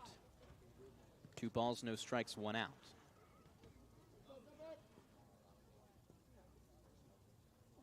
Scholes, a 2.45 ERA for the Commodores going into this game, has acted likely as their closer in just 7 games, 7 1/3 pitched. Here's the 2-0 from Scholes. Fastball watched by Lewis down Broadway for strike 1. Great ride on that fastball from Scholes. It doesn't drop off at all, just stays on a plane all throughout. 2-1 the count. Scholes looks at first base at Aloy. Holds the gaze, now comes home for the pitch. Fastball swing and tipped off the bat of Lewis. It reaches the glove of Bear Harrison and in there for strike 2. 2 balls, 2 strikes, 1 out in the top of the 9th inning. Needs to shut out the Braves to keep his team in the ball game. The 2-2 pitch. Runner's going to go. Fastball. It was a hit and run. And the swing comes from Cade Lewis. It's chopped back into the backstop. And Lewis lives to see another pitch. 2 balls, 2 strikes, 1 out once again. This Braves team has been hot. 10 hits so far today. 6 of those hits from the 2 players on the diamond right now in Lewis and Aloy. The 2-2. Fastball just misses outside. Great eye from the Demon Deacon and Cade Lewis. Now into a full count. Back-to-back full counts. We saw it with Aloy. He drew the walk. This time Lewis stands in. Lewis, 8 walks on the season so far. Has not yet earned one today. 3 for 4 with hits. The pitch. Curveball way out in front of it was Cade Lewis. Missed on the breaking ball, and that's out number 2 on the swing and miss. A fantastic pitch. That's the 3rd strikeout of the day for Scholes, and the 3rd on that 70-mile-per-hour curveball. We've already talked about it this season. I know you and I are both big fans of those slow curveballs. There's just not that many pitchers that use it anymore, and it seems to be so effective, especially in this league. You know, guys are just not used to it. They rarely ever see it, and so when that 70-mile-an-hour pitch comes in, it's just kind of shocking to look at for the batters. Logan Hughes comes in now. He has yet to see this curveball from Scholes, but has reached all 4 times he's come up to bat. A grounder back in the 2nd, fielder's choice back in the 4th and 5th, and reached on an error in the 7th. 2 outs now, runner on first in the top of the 9th. Scholes at his chest, looks at second, now comes home. Offers a fastball, just low and outside. Does not draw a swing from the Texas Tech product in Logan Hughes as he steps back in. Hughes entering this game for the first time after taking 3 games off. The 1-0. It's that curveball, just misses low and away. 2 balls, no strikes, 2 outs. On deck is Mark Quitrani, the designated hitter, and in the hole, Gavin Kelly, the catcher. It's the heart of this order right now for Logan Hughes. Here's the 2-0 pitch. Curveball, swing and a miss. Out in front of it was the lefty batter. Bravos leading this game 6-3 would be delighted with some insurance, but it's getting a little grim here with Scholes on the mound. The 2-1 is watched by Lewis. A great watch. Now 3-1. Runner on first in Kahil Aloy. He's the only one on right now for the Braves. Scholes now into his 39th pitch of work. The 3-1. Fastball, hard ground ball right side. Tough play for Kent Schmidt. He gobbles it up right by the base and moves to his left to step on first for out number 3. The Bravos will have to settle for their 3-run lead as we take things to the bottom of the 9th inning. One more chance for the Commodores. Can they do it? You'll find out on the other side of this break here on the Bourne Braves Broadcasting Network and Cape League TV.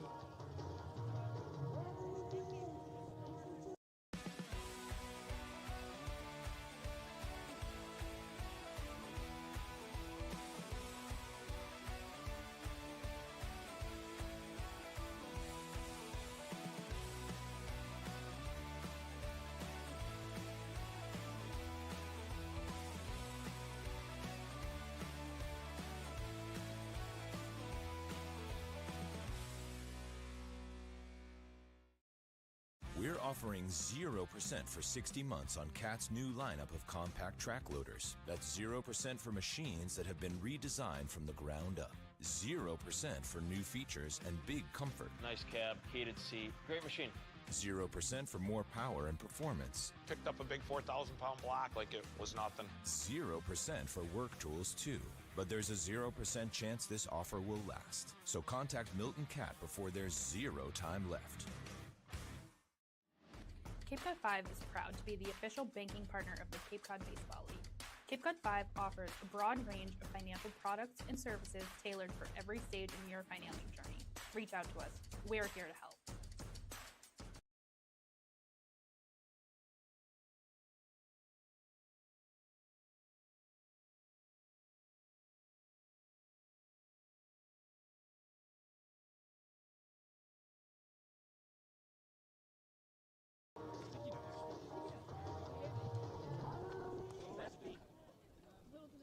Leading off for your Falmouth Commodores, the left fielder from Florida, number 9. One more chance for Falmouth. We're in the bottom of the 9th inning as the Bourne Braves lead 6-3. The home Commodores will bring up their 8-9-1 It's a pinch hitter who came only for one appearance so far, Ashton Wilson. Wilson now in his 8th game for Falmouth, replaced Tristan Salinas, got on with a base hit to center field back in the 7th. Dominic Morrow on the mound, now into his 2nd inning of work. Here's the first pitch. Fastball way behind it was Wilson, swing and a miss for strike 1. The sky is dark here. It's 8:58 p.m., just about 3 hours into this ball game, and it's been a self-inflicted game for Falmouth to this point, as the 0-1 is swung on and missed again by Wilson. A 3-run 7th inning was the killer for Falmouth. They had multiple runs, 2 of those runs unearned. One they'd certainly like to forget about. Ashton Wilson leaving his post in the righty's batter's box. So. It was a pitch clock violation, and it's strike 3. He wasn't ready in the box. Well, first time we've seen that this season. We saw an ejection for the first time earlier this game. So firsts all around, Adam. That's out number 1.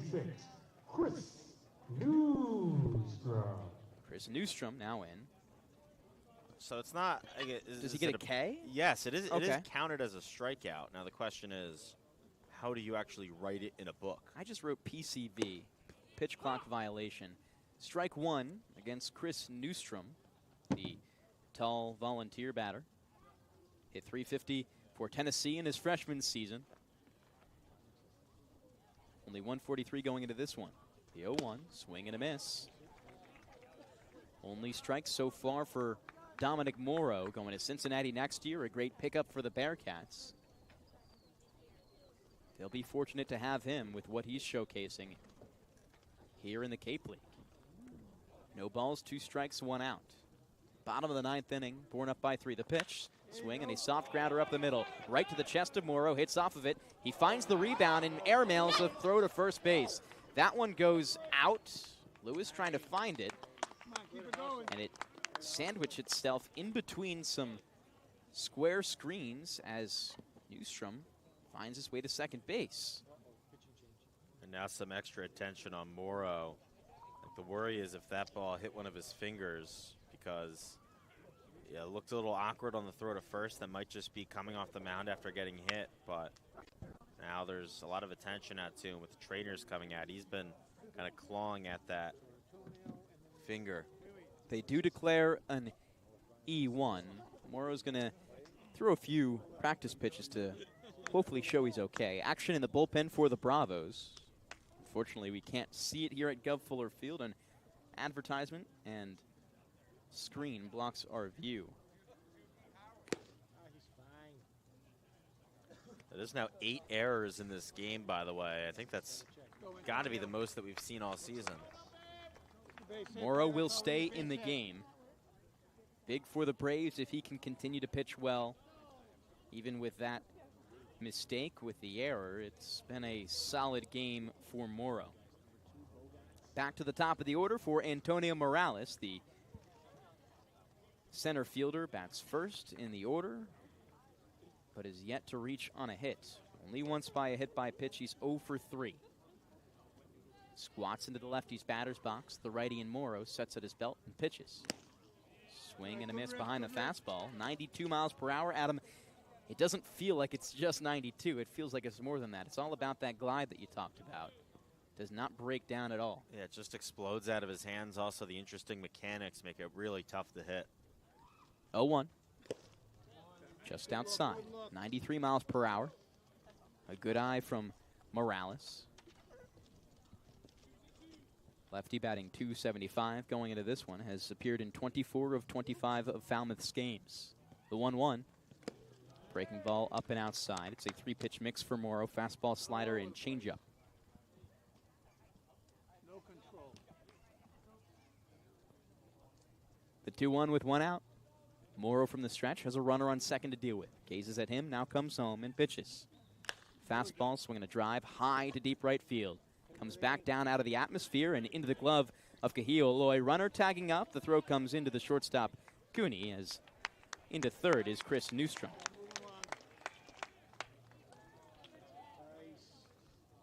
the second baseman from Cal Berkeley, number 8. So the Carl Schmidt. fly out to right field is the second out here in the 9th. Only one more to go. Carl Schmidt will have to score if this Falmouth team wants to at least tie or win. It's Carl Schmidt, Ken Schmidt, and Bear Harrison, 3 next. Morrow's first time seeing Schmidt. Here's the pitch. Fastball swinging a blooper, up and out of play. Morrow came in against Osterhaus, the second and third out in the 8th inning. Carl Schmidt and in the on-deck circle, Ken Schmidt will both have to score to keep this game alive. Here's the 0-1 from Morrow. Slider brings Kelly, the catcher, to his right and out of the batter's box